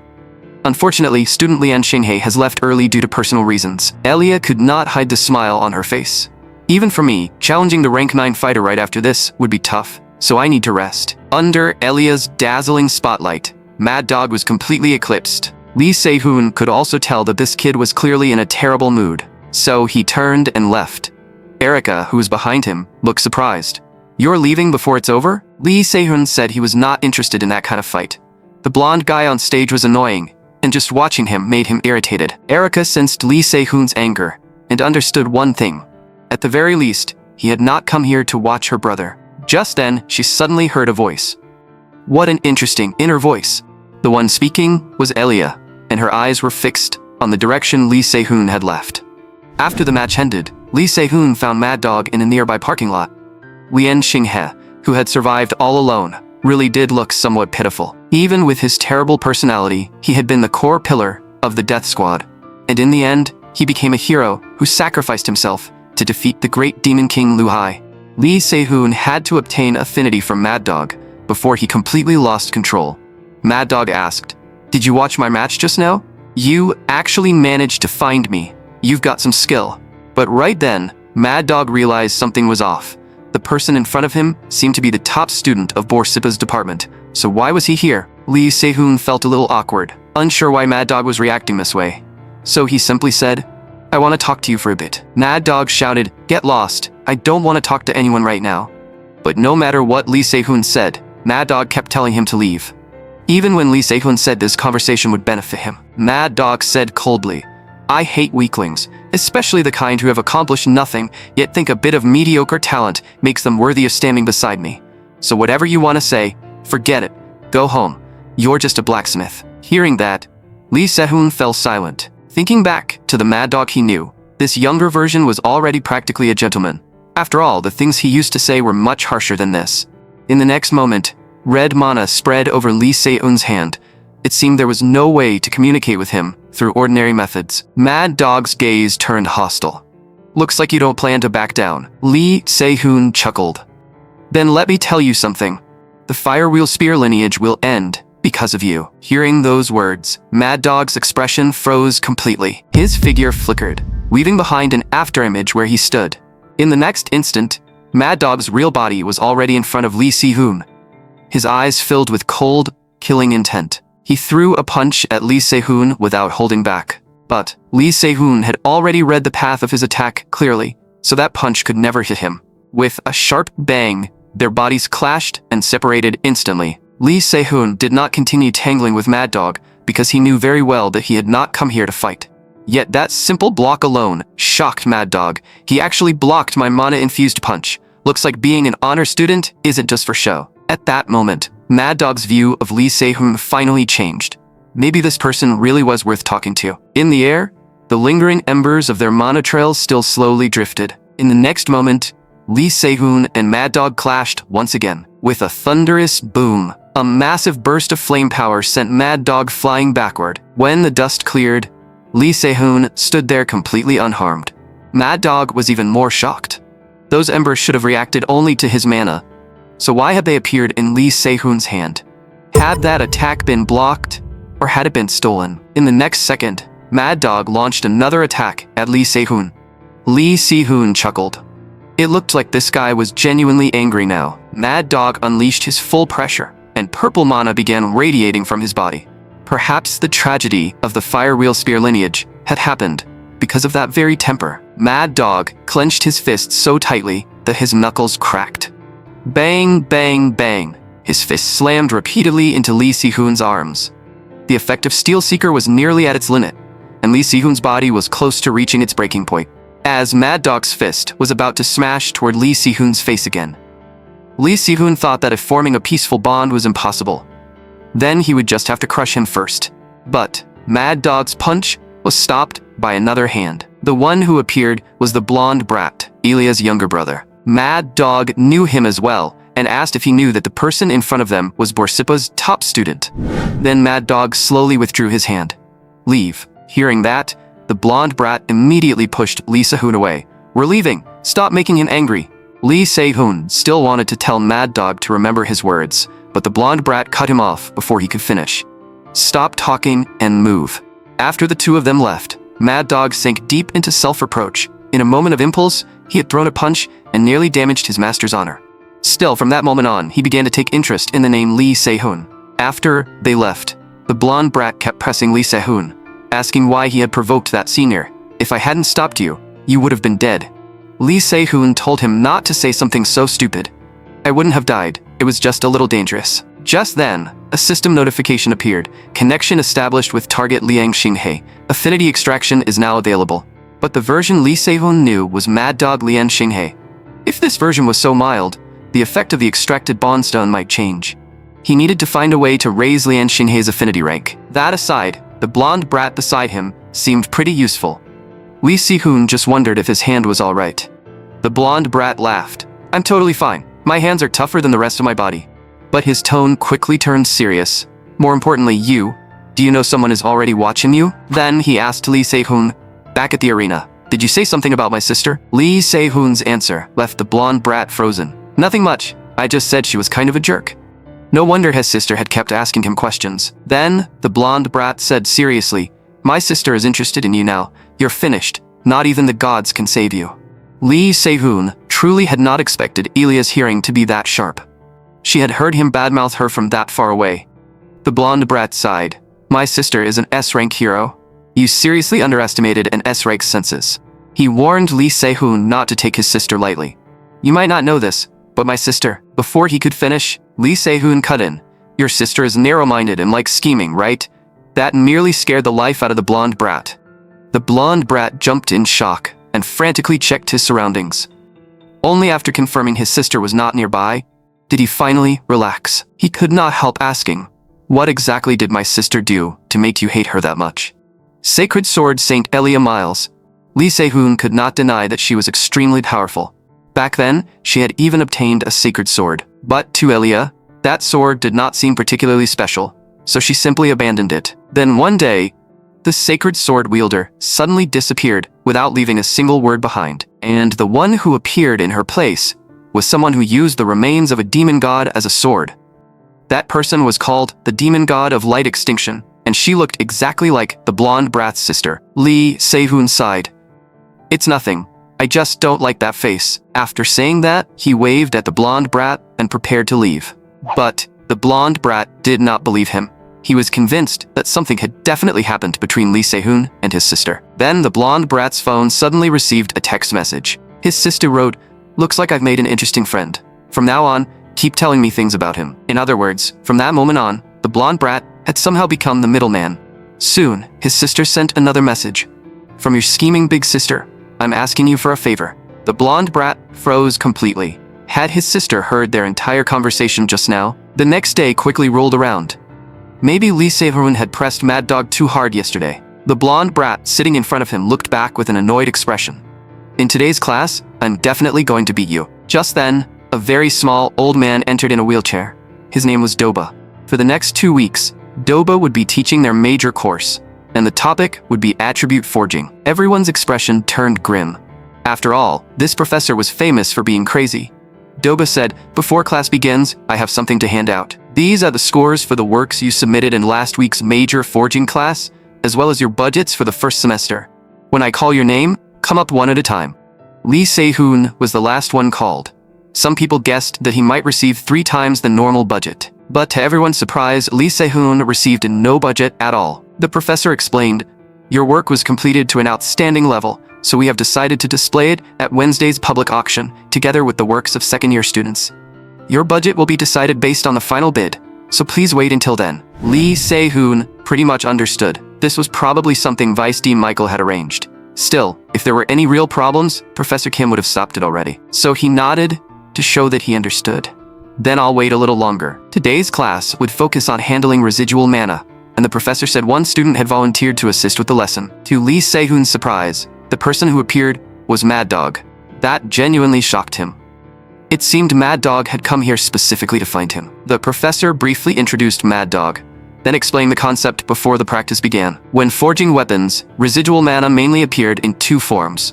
The first was the basic charge type, and the second was the independent type, which could generate mana on its own or absorb mana from the air. Both had their advantages, but the independent type was much harder to create. That was because constructing a mana core had no fixed standard. It changed depending on the materials, techniques, and the creator's own mana. Then the professor looked at Mad Dog and had him demonstrate. You will all begin with the charge type. Gradually, red mana appeared around Mad Dog's hand. Fire element mana was extremely unstable, making the use of residual mana especially tricky. And the technique Mad Dog displayed now was a perfect example. Blooming Fire Wheel Spear. Controlling fire mana to this level left the students in disbelief. After all, most of them already struggled just to keep fire contained inside a furnace. The professor picked up the remote and began the lecture. Since we have such an excellent assistant, we should make proper use of him. Your assignment is due next Thursday. You may create freely, but please center your work around the theme written on the board. After that, the professor told everyone to head to the forging room together and reminded them not to forget to change clothes. Everyone saw this as a rare opportunity. After all, one of the school's star figures was right in front of them. Even the blonde brat from earlier could not wait to greet Mad Dog.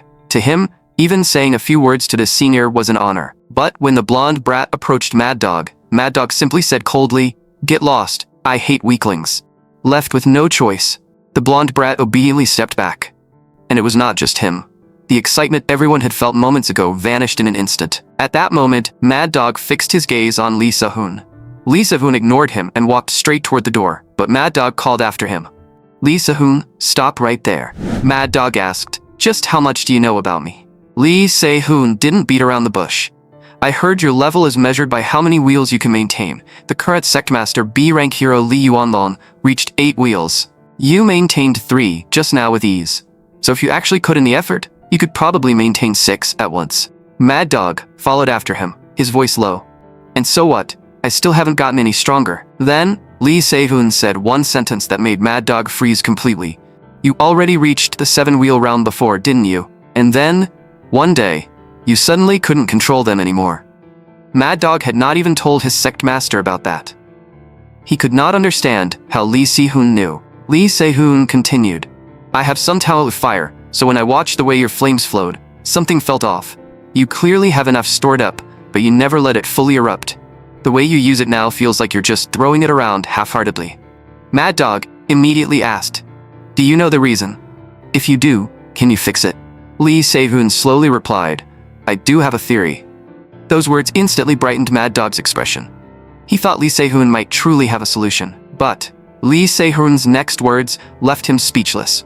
"I do have a way to solve it, but I have no reason to tell you for free." Mad Dog understood that without paying a price, he would never get the answer he wanted. So he said in a deep voice, "If you tell me, I'll grant you 3 requests." Lee Se-hoon raised the first condition. "For every piece of advice and every bit of help I give you, you must pay a matching price. Second, whenever you run into something you can't decide on, you have to come discuss it with me. I'll give you some time to decide. But if you don't answer before I reach the forging room, then don't bother answering at all." Mad Dog knew exactly what he wanted, so he accepted without the slightest hesitation. A faint smile appeared on Lee Se-hoon's face. As expected, he was still the Mad Dog from his previous life. He had not changed at all. After that, Lee Se-hoon arrived at the forging furnace and prepared to begin. Many people were confused. He's starting without even drawing a blueprint? Lee Se-hoon mixed fire attribute ore and dark attribute ore in a 7-to-3 ratio. Someone immediately judged him. If he throws them in like that, all the elemental mana will scatter. How could an honor student make such a basic mistake? Lee Se-hoon ignored the comments and kept heating the materials until elemental mana began spilling out of the ore. Then, he slowly removed the cloth bag from his hand. With a single gesture, fire-colored mana surged into the furnace.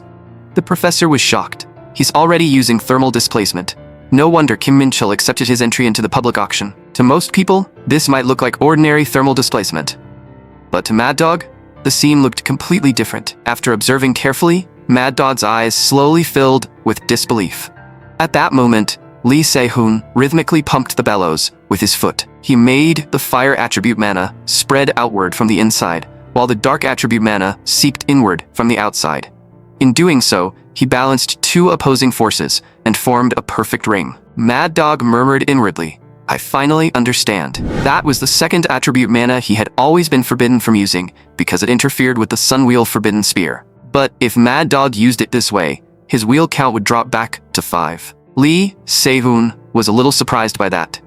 Even so, 5 black flame wheels were stronger than 7 ordinary wheels. The Flamefire sect regularly sent instructors to verify whether successors living outside still possessed the required skills, and if Mad Dog fell below 6 wheels, he would lose his status as successor. That made Lee Se-hoon feel a little uneasy, so he immediately said, "Then try it again using your original method." But Mad Dog shook his head and said he could not do it anymore because he could no longer control his dark attribute mana. Lee Se-hoon quickly asked when the instructor from the Flamefire sect would arrive. Mad Dog said the earliest would be tomorrow. In other words, this situation was already close to spiraling out of control. If Mad Dog lost his successor status, he would be expelled from the sect immediately. The only question now was whether there was a way to fix everything within a single day. Lee Se-hoon patted Mad Dog on the shoulder. "If I can protect your position as successor, are you willing to pay any price?" Mad Dog had no reason to refuse that. As long as Mad Dog agreed to that much, it was enough for Lee Se-hoon. In the next second, Lee Se-hoon extracted an ore from Mad Dog's body. It was an ultra-high quality ore. When fire attribute mana and dark attribute mana coexist, the two attributes create a special wavelength and resonate using internal mana. Lee Se-hoon burst into laughter.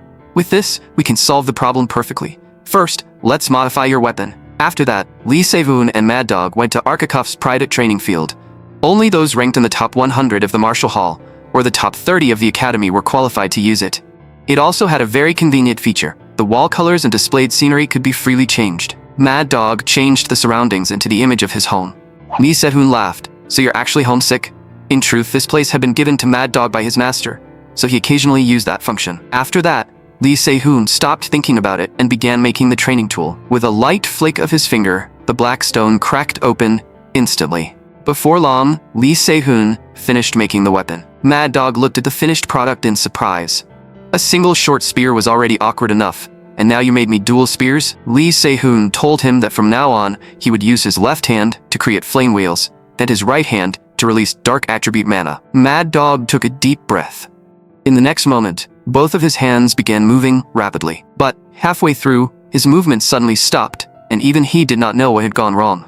Lee Se-hoon saw through the issue immediately. The problem was simple. Mad Dog had unconsciously injected dark attribute mana into his left hand.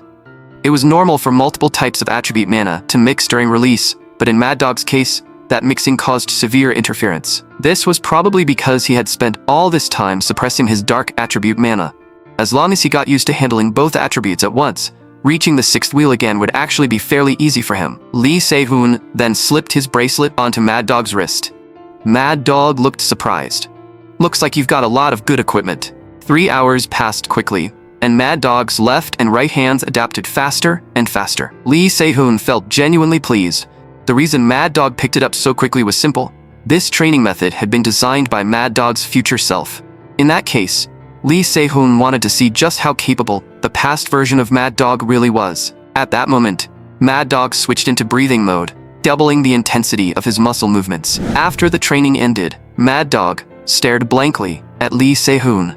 Because Lee Se-hoon was also staring straight at him, the reason Lee Se-hoon was watching was to collect data so he could make a weapon for him. Once that weapon was completed, it would become much easier for Mad Dog to use dual attribute mana. Still, Lee Se-hoon warned him in advance that this was only part of the assignment he had to submit, so Mad Dog should not expect too much. Mad Dog naturally did not expect a first-year student to make anything that amazing anyway. That said, Lee Se-hoon was curious. Why was Mad Dog so determined to keep his position as successor? Was there some special reason behind it? At that moment, Mad Dog lightly swung the weapon in his hand. As it turned out, his master had always wanted him to become the sect leader. As his disciple, Mad Dog believed his only duty was to follow that wish. Mad Dog had been an orphan with no family until he was taken in and raised by an S-rank hero, the first sect leader of the Flamefire sect. Although his master had retired after being injured and had lost his actual combat power, as both a master and a father, his influence over Mad Dog was absolute. Right now, the bond between Lee Se-hoon and Mad Dog was only at level 3. If it rose higher, he might be able to extract even better ore. But Mad Dog still could not understand why Lee Se-hoon was helping him. Lee Se-hoon thought carefully. He needed a convincing reason, or Mad Dog would definitely become suspicious. The 6 great demon realms were lands swallowed by the myriad demon swamp, crawling with tens of thousands of monsters. Lee Se-hoon planned to enter all of those demon realms. For that, he needed someone to protect him.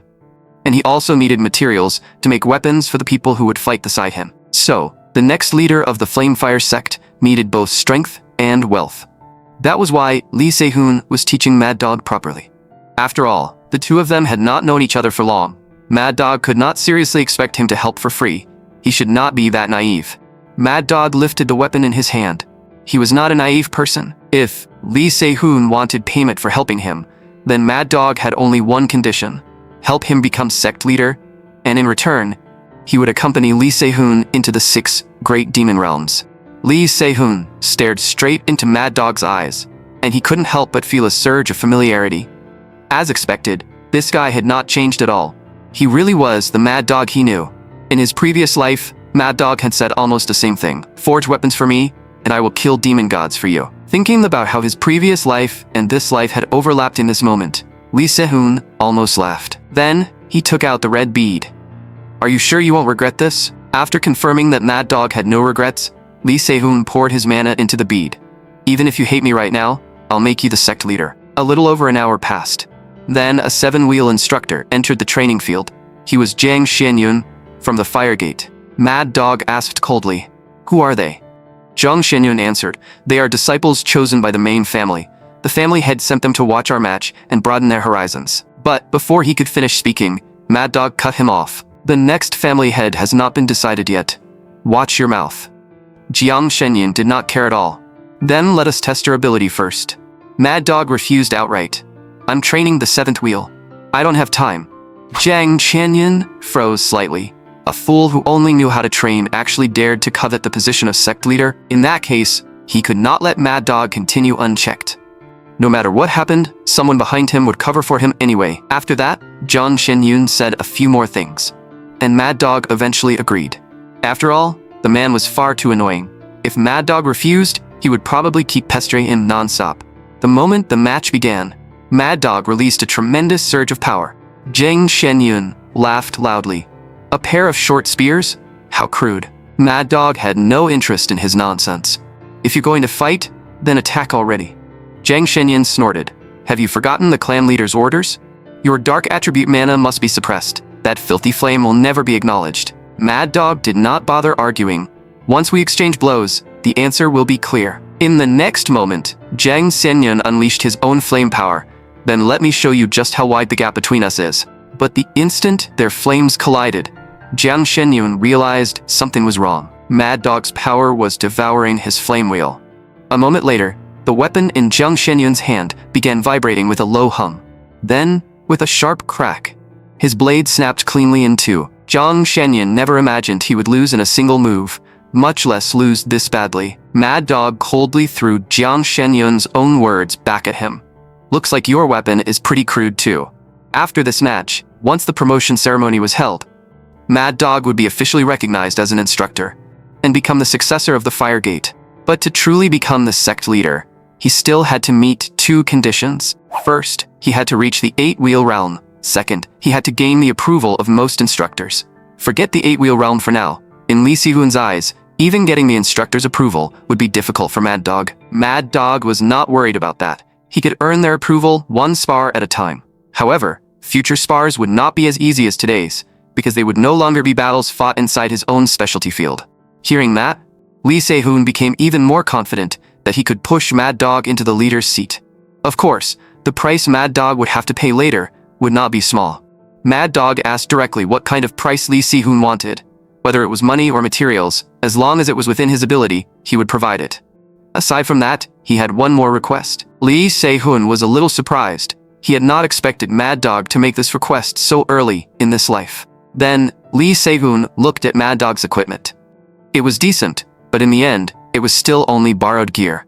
Mad Dog could not help wondering, if Lee Se-hoon could create something of this level in just a few hours, what kind of spear would he make if he truly took it seriously? So Mad Dog said, Make me a more useful weapon. A system notification appeared. Bond level with Mad Dog has risen to 2. As their affinity level increased, their relationship was officially established. Each time a transaction was formed with the target, a bond stone would be created. And as transactions with the target continued, the bond stone would mature faster. Meanwhile, many important figures had already gathered at the auction. The auction host spoke with exaggerated surprise. Next, we will begin the regular auction for the Technical Academy's second-year works. Lee Se-hoon and Erica were seated below, among the audience. The first second-year auction item was a piece of clothing, made by refining the fur of an S-rank magical beast, the white tiger. It was soft to the touch, yet as tough as steel, and it also had cutting properties. The host then gave a live demonstration. The moment his weapon struck the clothing, it snapped. Just as shown, items that increased cutting power by sacrificing durability could be easily exposed. The next item to appear was Apprentice Joseph's blue shell sword. Erica, sitting beside Lee Se-hoon, asked quietly, "Do you know why they're doing this?" Many people only knew that the divine white tiger beast had a tough body, but its actual ability was far more complicated. Its fur, flesh, and bones each had different properties. Its fur could mimic the sharpness of any metal item it touched, so no matter how good a weapon was, its durability would gradually be worn down. Erica could not help worrying. Doesn't that put the white light greatsword at a disadvantage? Swords that increase cutting power usually have lower durability. Lee Se-hoon nodded. Erica's judgment was correct. This was clearly a trap set for Professor Tim Min-chul and him. If the white light greatsword broke here, the professor who endorsed it would also lose face. As the auction items in front were sold, one after another, it was soon time for Lee Se-hoon's work to appear. The host announced loudly, "Next, the freshman representative of Borsiba Academy will verify the quality of the white light greatsword." With a sharp whoosh, the sword struck straight against the white tiger pelt. The instant the blade touched the pelt, the white light greatsword began vibrating violently. But, in the end, the sword did not break. Instead, it was sent flying out of the freshman representative's hand. The professors at the scene were completely stunned. What had just happened? Why had the sword stayed perfectly intact instead of breaking? At that moment, Lee Se-hoon slowly stood up. He needed to personally step onto the stage and explain the true mechanics of this weapon. Normally, a sword built around a slaughter blade should have snapped when clashing against stone brocade. But the white light greatsword gathered mana scattered in the surrounding air and crystallized it along the edge, forming a blade film as thin as paper, almost like a second wind blade layered over the original edge. The density of that mana was not high enough to be called sword aura, but its sharpness far surpassed ordinary light. That was why it was described as a slaughter blade. Only then did Erica understand that what had happened earlier was also because of the slaughter blade. Exactly, when two identical slaughter blades met, they did not cancel each other out. Instead, they resonated. And with that slaughter blade, Lee Se-hoon could do something even more interesting. He used the Harmony Stone he had obtained from Inoue Erica to correct the disorder inside the sword's internal mana array. Once the Harmony Stone activated, the mana that had been drifting aimlessly began to return to a proper flow. All Lee Se-hoon needed to do now was add one clear path, and the sword's grade could rise. With a flash of white light, the white light greatsword's grade rose to rare on the spot. The system evaluation appeared: white light greatsword, D rank, rare quality, D grade. It was a longsword infused with a pure white sand blade, granting it a simple skill that amplified the sand blade while raising its grade from high to rare. Lee Se-hoon then told the host beside him to reflect this in the starting price. As a result, the starting bid for the white light greatsword was raised from 1 million won to 5 million won. Even at that price, many people grew tense because it was still clearly undervaluing the sword. A bidding war was almost guaranteed. Soon, someone called out a bid of 30 million, and then paddle number 228 shot up, raising the price straight to 100 million won. At that point, the blonde brat could no longer hold back and directly bid 200 million. Erica, sitting beside Lee Se-hoon, also placed a high bid without hesitation, 230 million. Seeing this, the host's voice spiked with excitement. It had been a long time since so many people had become this heated over a single auction item. Lee Se-hoon himself was completely stunned.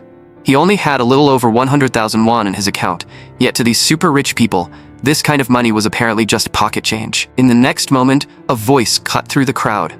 Someone bid 600 million won. Everyone turned in surprise. The blonde brat's heart instantly sank. His yandere sister had ordered him to bring Lee Se-hoon's weapon back at any cost, But how was he supposed to compete with 600 million won? Now that a whale had entered the stage, all the little shrimp had no choice but to step back. And those little shrimp included both Erica and the blonde brat. They were unwilling to give up, but neither of them had enough money to keep fighting for the item. In the end, the white light greatsword was sold for 600 million won. Professor Kim burst into laughter. Even he had not expected the price to go that high. Lee Si-hoon was absolutely thrilled. With that much money, it felt like he would never run out for the rest of his life. 10 minutes later, he checked his balance and found that all 600 million won had been deposited. Because of Professor Yu's status, the auction venue had not charged Lee Se-hoon any commission. That alone saved him at least 300 million won. Still, Lee Se-hoon could not understand what Professor Yu wanted the sword for. As it turned out, Professor Yu intended to test it in a danger zone. A weapon this good would be wasted if it was only used for training. Lee Se-hoon also wanted to see how the white light greatsword performed in real combat.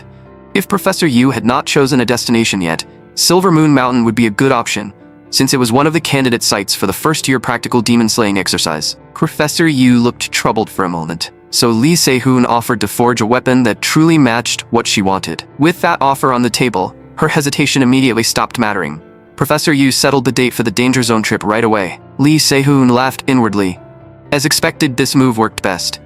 Her so-called hesitation had probably just been an excuse. Jürgen Kruger, chairman of the world's top United Corporation, the UD Group, and currently the strongest summoner alive, had been ambushed during the War of 10,000 Demons and lost several divine artifacts.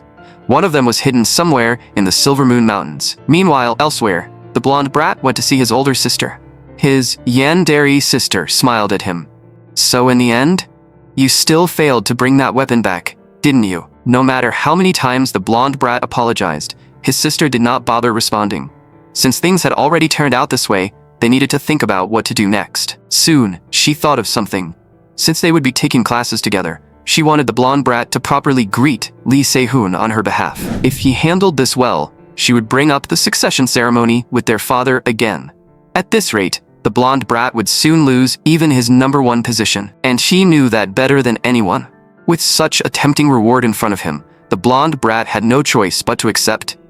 I'll definitely bring back a sword from Lee Se-hoon. His sister nodded in satisfaction. Remember, no matter what it takes, bring one back. She recalled what Lee Se-hoon had said at the arena that day. For some reason, that woman rubbed him the wrong way, especially her face. On the other side, Lee Se-hoon had forged a pair of dual spears for his good brother, Mad Dog. Even the professor praised the finished product repeatedly. After all, the spears contained both internal flame wheels and auxiliary magic arrays. More importantly, if the user's control deviated even slightly, the weapon would warn them by repelling the attribute mana. At this level, the dual spears could serve as both training weapons and a textbook. So the professor gave Lee Se-hoon a perfect score and announced that from now on, he no longer needed to attend this class. The students in the class burst into laughter. At this point, just let him graduate already. Lee Se-hoon bowed to the professor, then prepared to leave. He checked the time. It was about time for Professor Ma's class. But when Lee Se-hoon arrived, he found that the blonde brat was already there and had even arrived earlier than him. Just as Lee Se-hoon was about to leave, the blonde brat called out to him. He said he wanted to ask Lee Se-hoon for a small favor. But Lee Se-hoon did not even let him finish. He refused immediately, without wanting to hear the question at all. The reason he rejected him so quickly was simple. He already knew the blonde brat's goal. It had to be about that yandere sister wanting his weapon again. If that was the case, the blonde brat might as well give up now. Just like with Yu Eun-ha, Lee Se-hoon could not let Elia lose interest in him. With her technical standards, anything he casually made would only disappoint her in the end. The blonde brat quickly told him not to rush and pulled something out of his bag. The item was called the Black Flame Hammer, Hero Grade, a war hammer forged from dragon crystal. One side carried fire attribute mana, while the other carried dark spirit attribute mana, allowing it to amplify dual attribute power. The hammer was genuinely good, and it clearly had enormous room for improvement. The blonde brat asked Lee Se-hoon to spar with him again. This time, he would use the Black Flame Hammer as the wager. If Lee Se-hoon lost, he would have to forge a weapon for his yandere sister. Lee Se-hoon simply couldn't refuse such a wager. But he had to add one condition of his own. If Lee Se-hoon won, the blonde brat could not mention his sister for 1 month, and he had to tell her that result exactly as it was. Once the terms were set, the two of them prepared for the match. The blonde brat had put a lot on the line this time, so he had to win no matter what. In the next moment, he unleashed his full pressure, and blue mana surged from his body. Lee Se-hoon immediately saw that the blonde brat had compressed his mana into his fists. No wonder he had dared to interfere with Mad Dog earlier. Back then, he must have been confident he could stop Mad Dog's full force strike. But this was perfect. Lee Se-hoon also wanted to test just how powerful the spear he had just made really was. A system notification sounded. Body mana has been adjusted to optimal condition. Lee Se-hoon lightly swung the spear, and a sharp sonic boom ripped through the air. In the next moment, Lee Se-hoon and Jack collided head-on. Almost instantly, Jack's fist was already right in front of Lee Se-hoon's face. In Jack's mind, this strike was as good as landed. Victory was already in his hands. But in the very next second, a spark of flame flared to life. Lee Se-hoon swept his spear across and blocked the punch head-on, forcing Jack to stumble backward instead. Jack was stunned. This was the first time he had seen a blacksmith fight with this much strength. The move Lee Se-hoon was using came from techniques he had learned in his previous life. He could not use them perfectly yet, but he could imitate the general form. Before his regression, Lee Se-hoon had heard countless stories from his past comrades. At first, he only approached them to raise their bond levels, but as they slowly opened up to him, he truly learned many combat techniques from them. Techniques they had never taught anyone else. During that time, they constantly called him talentless, and he endured plenty of criticism and insults. But because of that, he gained the chance to keep learning from them. Their figures kept shifting across the ground. Before long, Lee Se-hoon gained the advantage, pressing Jack back again and again. Jack's composure began to crack. Ever since Lee Se-hoon disrupted his rhythm, he had been dragged along by the flow of the fight. Still, Jack soon made a judgment. Lee Se-hoon's current stamina was probably being supported by a skill. If he could stall until that skill faded, he would still have a chance to turn things around. With that thought, Jack began retreating again and again. Lee Se-hoon praised him inwardly. As expected of a top student, his battle instincts were sharp. After all, even Lee Se-hoon had not expected to use the mana stored inside the ink bamboo bracelet. But now, he wanted to see how Jack planned to stop what came next. When Jack saw it, shock flashed through his eyes. He had clearly heard that Lee Se-hoon used fire attribute mana, but what he was doing now was practically suicide. In the next instant, Lee Se-hoon's flames surged straight toward him. Jack cursed under his breath. Damn it. Then, he slammed his palms together. When he spread his hands apart, a blade of sword energy appeared in his palm. With a simple swipe, he cut through Lee Se-hoon's flames. Seeing that, Lee Se-hoon was genuinely surprised. This guy was good. He had actually severed his flames barehanded. Lee Se-hoon had originally planned to hold back a little, but now, there was no need. So he unleashed the first ultimate technique of the flame spear, Eclipse Star Moon. In the next instant, the two streams of mana crashed into each other. The battle ended right there. Jack's fist was only an inch away from Lee Se-hoon's face, but Lee Se-hoon's spear was already pressed firmly against Jack's neck. Jack slowly lowered his fist. He admitted defeat, and he accepted it completely. A system notification sounded. Connection established with target Jack Miles. Jack directly admitted that he had lost, but Lee Se-hoon felt the match was closer to a draw. To Jack, however, failing to win after unleashing his strongest skill was as good as defeat. If he had been able to use that power to its fullest, the result might have been different. Lee Se-hoon asked, "Can he not use swords?"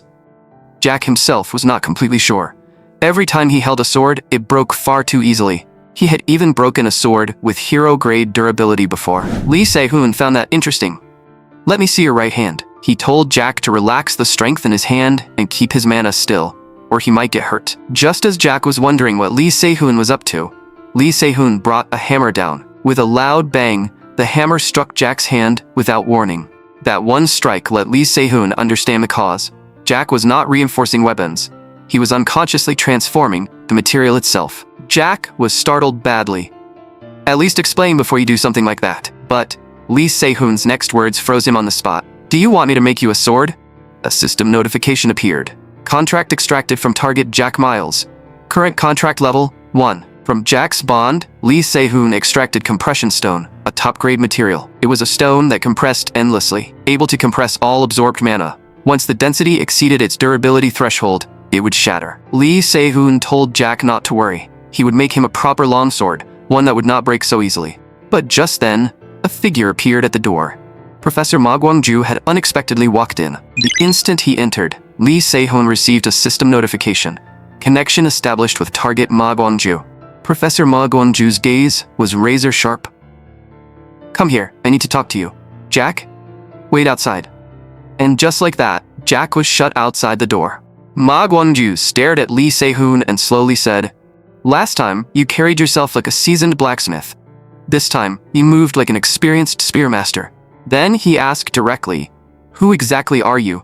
Answer carefully, so I don't misunderstand something. Lee Se-hoon immediately understood what Ma Gwon-ju meant. Had his posture been so perfect that it looked suspicious? Then he took out a bond stone and explained, It's nothing special. It's just a little trick I've been using. Basically, I adjust my muscles to temporarily imitate another person's body movements. Once the effect ends, it disappears naturally, just like this. Seeing that, Ma Gwon-ju was clearly shocked. Does that skill have any limits? Lee Se-hoon answered. First, observing the target takes time, and since I'm forcing the technique onto my own body, the burden is pretty heavy. Ma Gwon-ju murmured under his breath. Observation, imitation. Then he apologized to Lee Se-hoon. Sorry, my tone was too harsh earlier. There was once a demon soldier with a similar ability, so I overreacted. Lee Se-hoon knew who he was talking about. Ma Gwon-ju was most likely thinking of the doppelganger demon, one of the 10 great villains from the War of 10,000 Demons. That vile creature loved copying heroes' martial arts, then using those very techniques to kill them.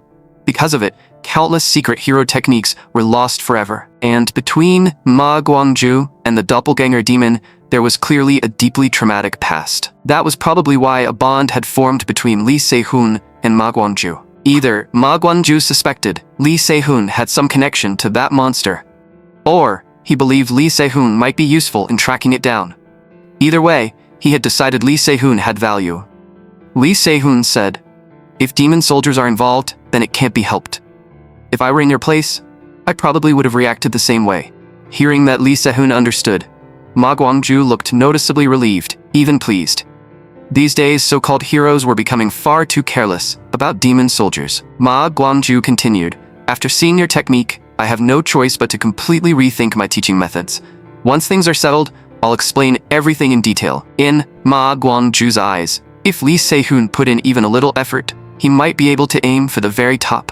The only problem was that his family background was far too ordinary, or perhaps his situation was more complicated than it appeared. Still, no matter how he looked at it, Lee Se-hoon was absolutely someone worth training. After leaving the room, Lee Se-hoon soon received a phone call.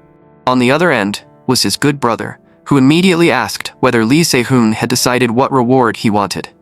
Lee Se-hoon was in no hurry, but the person on the other end clearly felt uneasy and wanted to know the payment first. So Lee Se-hoon asked, Do you know a mage from Babel Tower named Louis Valente?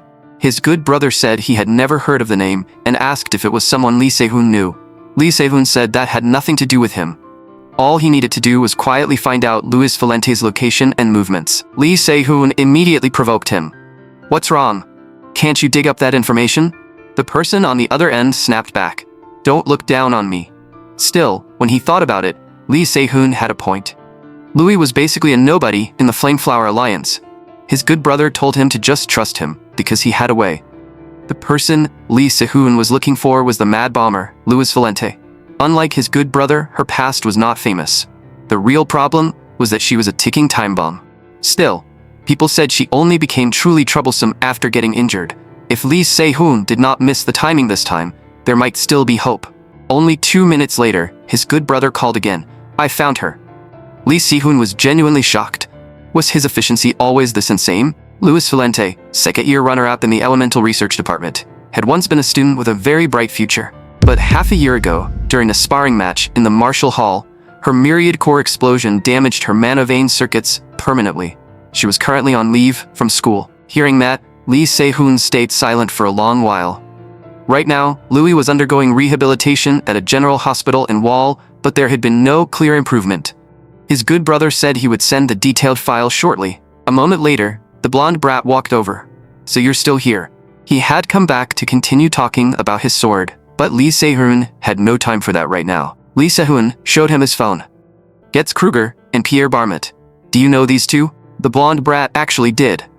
The Kruger and Barmut families were connected by marriage, and both men were members of the Noble Exchange Society. So, Lee Se-hoon asked him for a favor. He needed the blonde brat to investigate those two.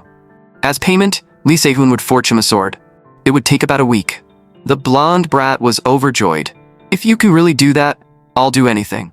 Lee Se-hoon's next words left him completely stunned. "Then first, please break your arm for me. Make it quick. Otherwise, it's going to hurt." After settling things with the blonde brat, Lee Se-hoon arrived at the general hospital. Inside one of the hospital rooms, several doctors were observing the person in front of them. After several rounds of testing, Lewis prepared to use her ability again. In the next moment, several fireballs shot violently from her palm. But at the same time, a sharp pain stabbed through her neck. A wave of nausea surged up, making her feel like she was about to vomit. It was a mana reflex reaction. The doctors immediately began mana freezing treatment. The lead doctor rubbed his temples in frustration and ordered, "Stop the experiment. Inject the mana neutralizer and sedative immediately." Louis insisted that she was fine and that she only needed a short rest before continuing the experiment. But the doctor with glasses decided that today's session was over. For the time being, they would also limit her rehabilitation experiments to 50 attempts per day. On top of that, they would lower the spells she used to beginner level. That shocked Louis. She absolutely did not want to be dropped to beginner level, so she begged them to give her one more chance. But the researchers ignored her shouting completely. Left with no choice, Louis violently tore off her physical restraints and lunged straight toward the researchers. The researchers did not panic at all. They fired 2 tranquilizer darts, and Lewis's body froze instantly. When she woke up again, 2.5 hours had already passed. Lewis slowly opened her eyes and cursed herself inwardly. She really was an idiot. She had been far too impatient. She had thrown a tantrum like a fool and wasted another chance for nothing. But instead of blaming herself, she needed to find another way. If rehabilitation experiments were not working, she would have to try something else, whether physical training or meditation. And right then, she suddenly bumped into someone. Pain shot through her nose and anger flared up immediately. Which bastard walked around without looking where they were going? Standing in front of her, Lee Se-hoon stared back with icy eyes and said coldly, "What are you looking at?" In Lee Se-hoon's previous life, his city had once suffered a devastating attack. Back then, he had been running through the ruins with everything he had, desperately searching for a way to survive. That explosion had nearly swallowed him whole. Just when Lee Se-hoon thought he was finally about to escape safely, a figure appeared in the sky above. That figure was Lewis from his previous life, and she was the mastermind behind that explosion. She walked down through the air as if she were taking a casual stroll. Lee Se-hoon had been chilled to the bone because she was at least a hunter-class monster. One direct encounter would have been enough for her to kill him. Louis seemed to ignore him completely, brushing past him as though he did not matter, but she still bumped into him on the way. Then she turned her head and stared at him with cold eyes. "What are you looking at?" Back in the present, Louis was still a little dazed while Lee Se-hoon asked coldly, "What are you looking at?" Those words instantly set Louis off. He was the one who had bumped into her. So why was he acting so righteous? But in the next second, she froze, because Lee Se-hoon suddenly pulled her into his arms. Lee Se-hoon said, "You're sick right now, aren't you? Then stop wandering around and go back to your bed." Louis felt extremely conflicted. If she was discovered, she would not be able to do anything and would only be locked back inside her room. If her body had been fine, she could have dropped someone like Lee Se-hoon in 1 second. In the end, Louis had no choice but to follow Lee Se-hoon back to her hospital room. Lee Se-hoon asked what she needed. Louis said there was a box in the top drawer and told him to bring it over. Lee Se-hoon obediently handed her the box. "Once you feel better, I'll leave on my own. You won't have to kick me out." Louis found him strange. They had only met today, so why was he so eager to meddle in her business? Then she took something out of the box and inhaled the gas inside. After breathing it in, her expression relaxed noticeably. But Lee Se-hoon froze. "What are you doing? I told you to get treated, not to keep hurting yourself." Louis looked utterly confused. "What nonsense are you talking about? Why would I hurt myself?" Lee Se-hoon said bluntly, "What you just inhaled will make your throat worse. Did you really not know? Have you never felt anything strange?" Louis froze completely. She had never imagined that the thing she inhaled every day was actually poisonous. The treatment spray she used every day was actually poison. If she kept using it long term, it would rot her throat. Louis still seemed unwilling to believe it and demanded that Lee Se-hoon explain clearly. But Lee Se-hoon's meaning was exactly what he had said. Nothing more, nothing less. Just then, the hospital PA system called for Lee Se-hoon to return to the second floor nurse station. Lee Se-hoon looked at her. I have to go. Whether you believe me or not is up to you. Hearing the name in the announcement, Louis finally realized that the person in front of her was Lee Se-hoon. And Lee Se-hoon had already said everything he needed to say.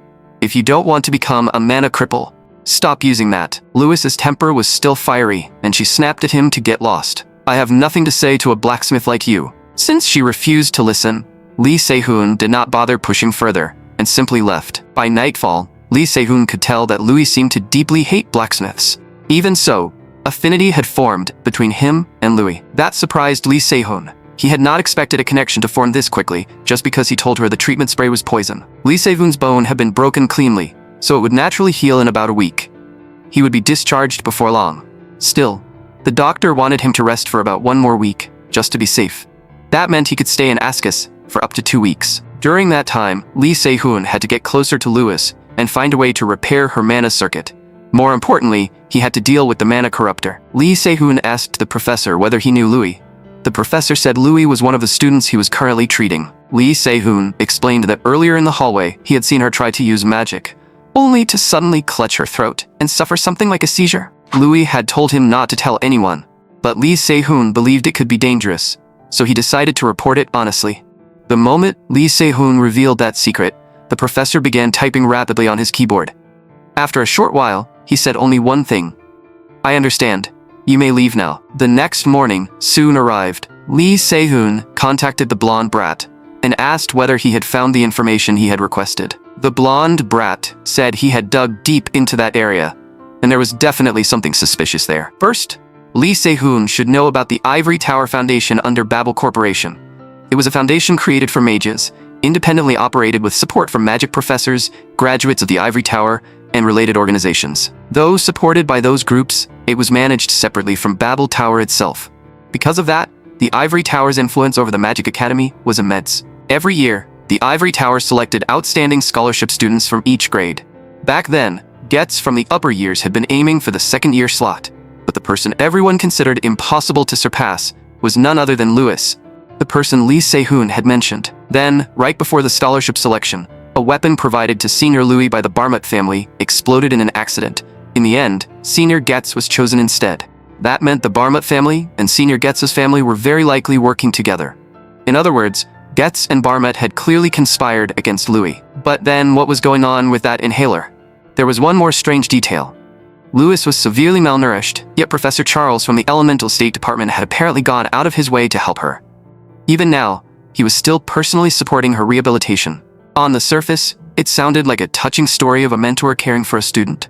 But Lee Se-hoon could not shake the feeling that something was off. He thanked the blonde brat.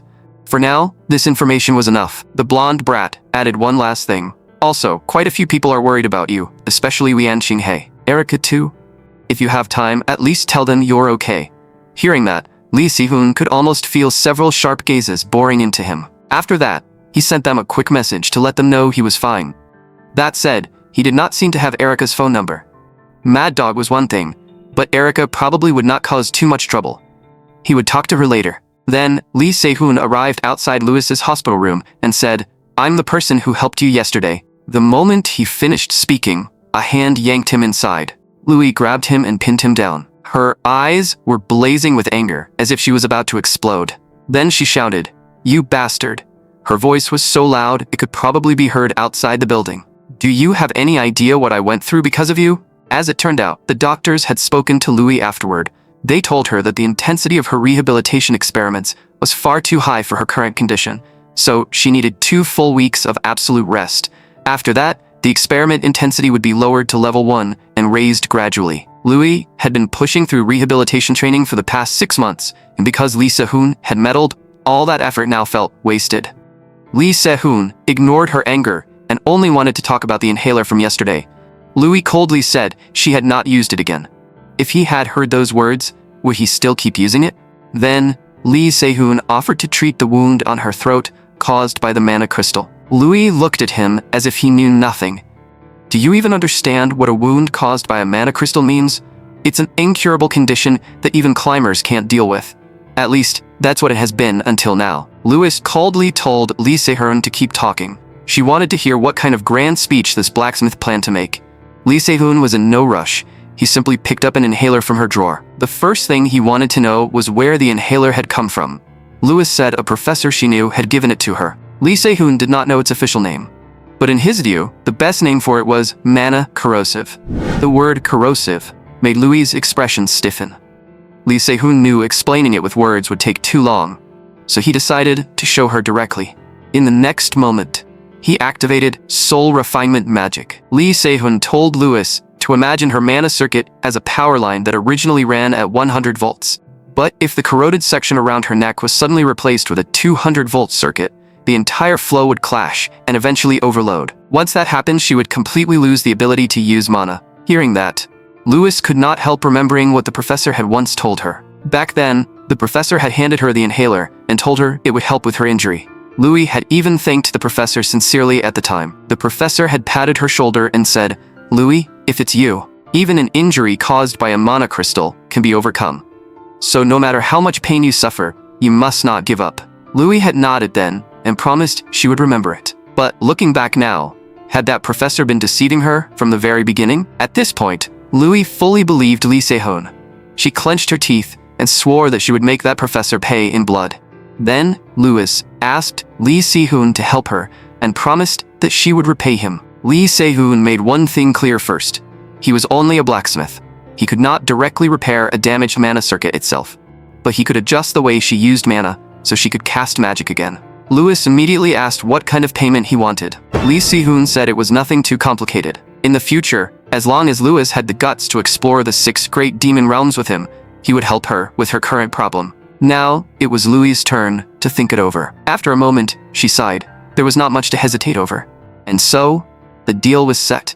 In the future, Louis would accompany Lee Se-hoon into the 6 great demon realms, while Lee Se-hoon would help her use mana again. Once the agreement was made, Lee Se-hoon handed her a bag.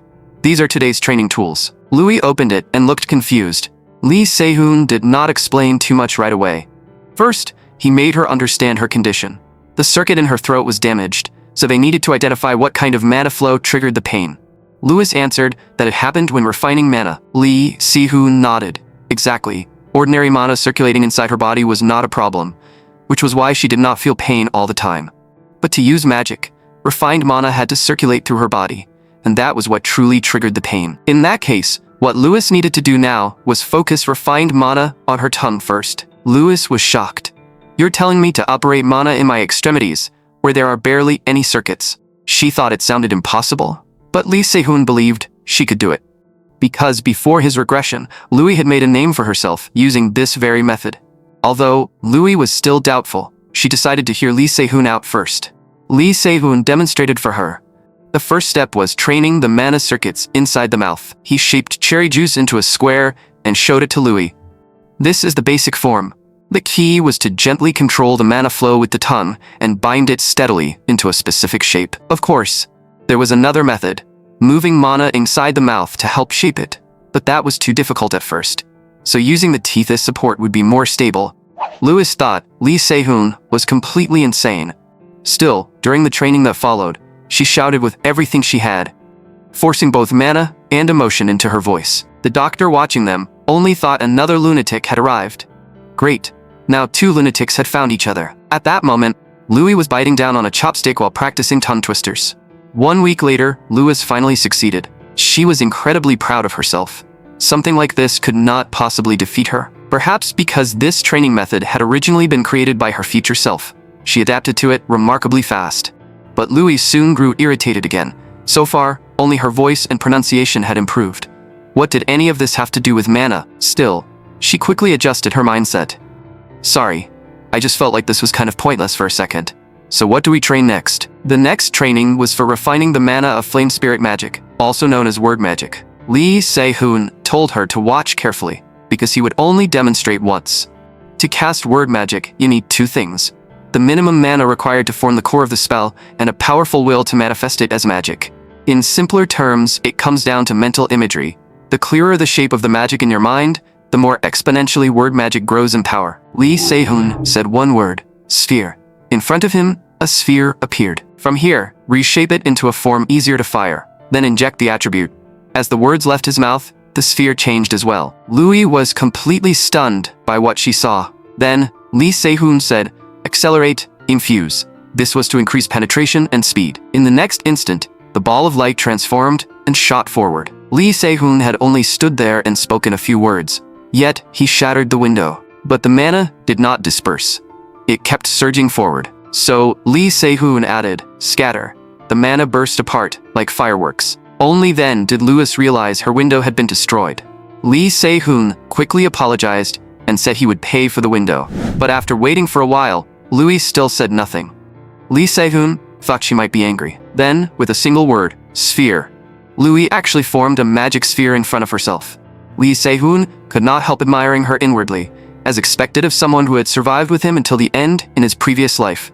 She had learned it after seeing it just once. She really was a genius. Then Louis rebuilt the sphere and made it scatter. Magic itself ignored the laws of the world, and word magic, formed from words born of intense imagery, could go even further and ignore the laws of magic. In short, word magic stood above ordinary magic. Once Louis recovered, the first thing she wanted was revenge. The people who had tormented her in the past would be torn apart, every last one of them. Lee Se-hoon decided it was time to move Louis to the next step. Louis looked puzzled. What is the next step? The next step Lee Se-hoon meant was overcoming Louis' trauma. Meanwhile, elsewhere, this year's freshmen were training in the arena. In front of them stood a very powerful skeleton. The upperclassmen, watching from above, were displeased. This year's freshmen did not seem to have a single decent fighter. In the next second, one of their phones rang. After answering, he received some news. That afternoon, a challenge notice had been posted on the bulletin board at Tarot Cafe. Louis had requested a duel with student Getz Kruger. The duel was set for 1 p.m. 1 week later at the Martial Arts Hall. The notice also read, "If you fear injury and cannot attend, I will humbly accept your decision." In other words, if he was afraid of dying, he should stay put. The challenge letter enraged Getz completely. What infuriated him was that these insects dared to provoke him. He did not know how Louis had recovered, but this time, he would beat her to death. The scene returned to the hospital. Louis thought Lee Se-hoon might actually be insane. This was not something that could be solved just by sending out a death threat. Her spells could not even be considered beginner-level magic yet. Did he really think this made sense? She even began suspecting that Lee Se-hoon might be a spy sent by Pierre.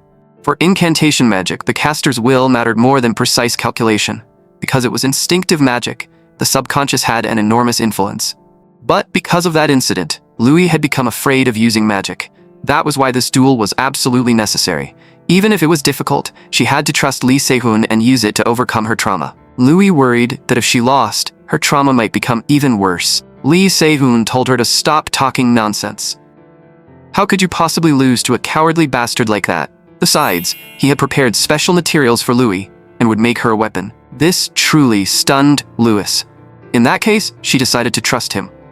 Then what do I need to do next? What Louis needed now was an exam. The moment he said that, Lee Se-hoon put on a black glove. This exam would be oral, so Louis had better prepare herself mentally. Soon news of Louis' challenge letter spread, and people started finding the situation suspicious. Why had the sponsored weapon exploded right before the outstanding scholarship selection exam? Did no one else find that strange? How could a famous blacksmithing family like Barmood make such a basic mistake? And considering their relationship with the Kruger family, didn't a conspiracy make far more sense than an accident? If not for that incident, Louis should have been chosen as the scholarship student. Those discussions soon reached Getz's ears, and the rumors continued spreading. Even his father heard about it and cursed him. "You useless fool. You couldn't even deal with one person, and now you've created this mess." Getz had a splitting headache as well. He had not expected things to turn out like this, but his father could not interfere. If the family stepped in, it would only make things worse. So Getz had to handle it himself. Of course, if Getz's father acted, he could instantly suppress the problem. But that was exactly what Getz's brothers wanted to see. If Getz was removed and his standing fell, his brothers could move in and take control of UD Group's subsidiary. At that moment, someone entered from behind. It was Pierre Barmut. His arrival only made Getz angrier. "Did you come here just to announce to the whole world that we were the ones who dealt with that insect half a year ago? Is that why you're here? Don't just stand there like a mute. Say something." As it turned out, Pierre Barmut had suddenly changed the plan back then, locking Louis in prison and trying to get her expelled. Originally, that should have been the end of it. Pierre Barmut admitted it was his mistake, and he had nothing else to say. But Getz did not want an apology. He wanted a proper solution. If Pierre could not come up with one, then he could prepare to be kicked out of the succession line along with him. Then, Pierre Barmut suddenly smiled. "Don't worry. This time, I have a way to finish her completely."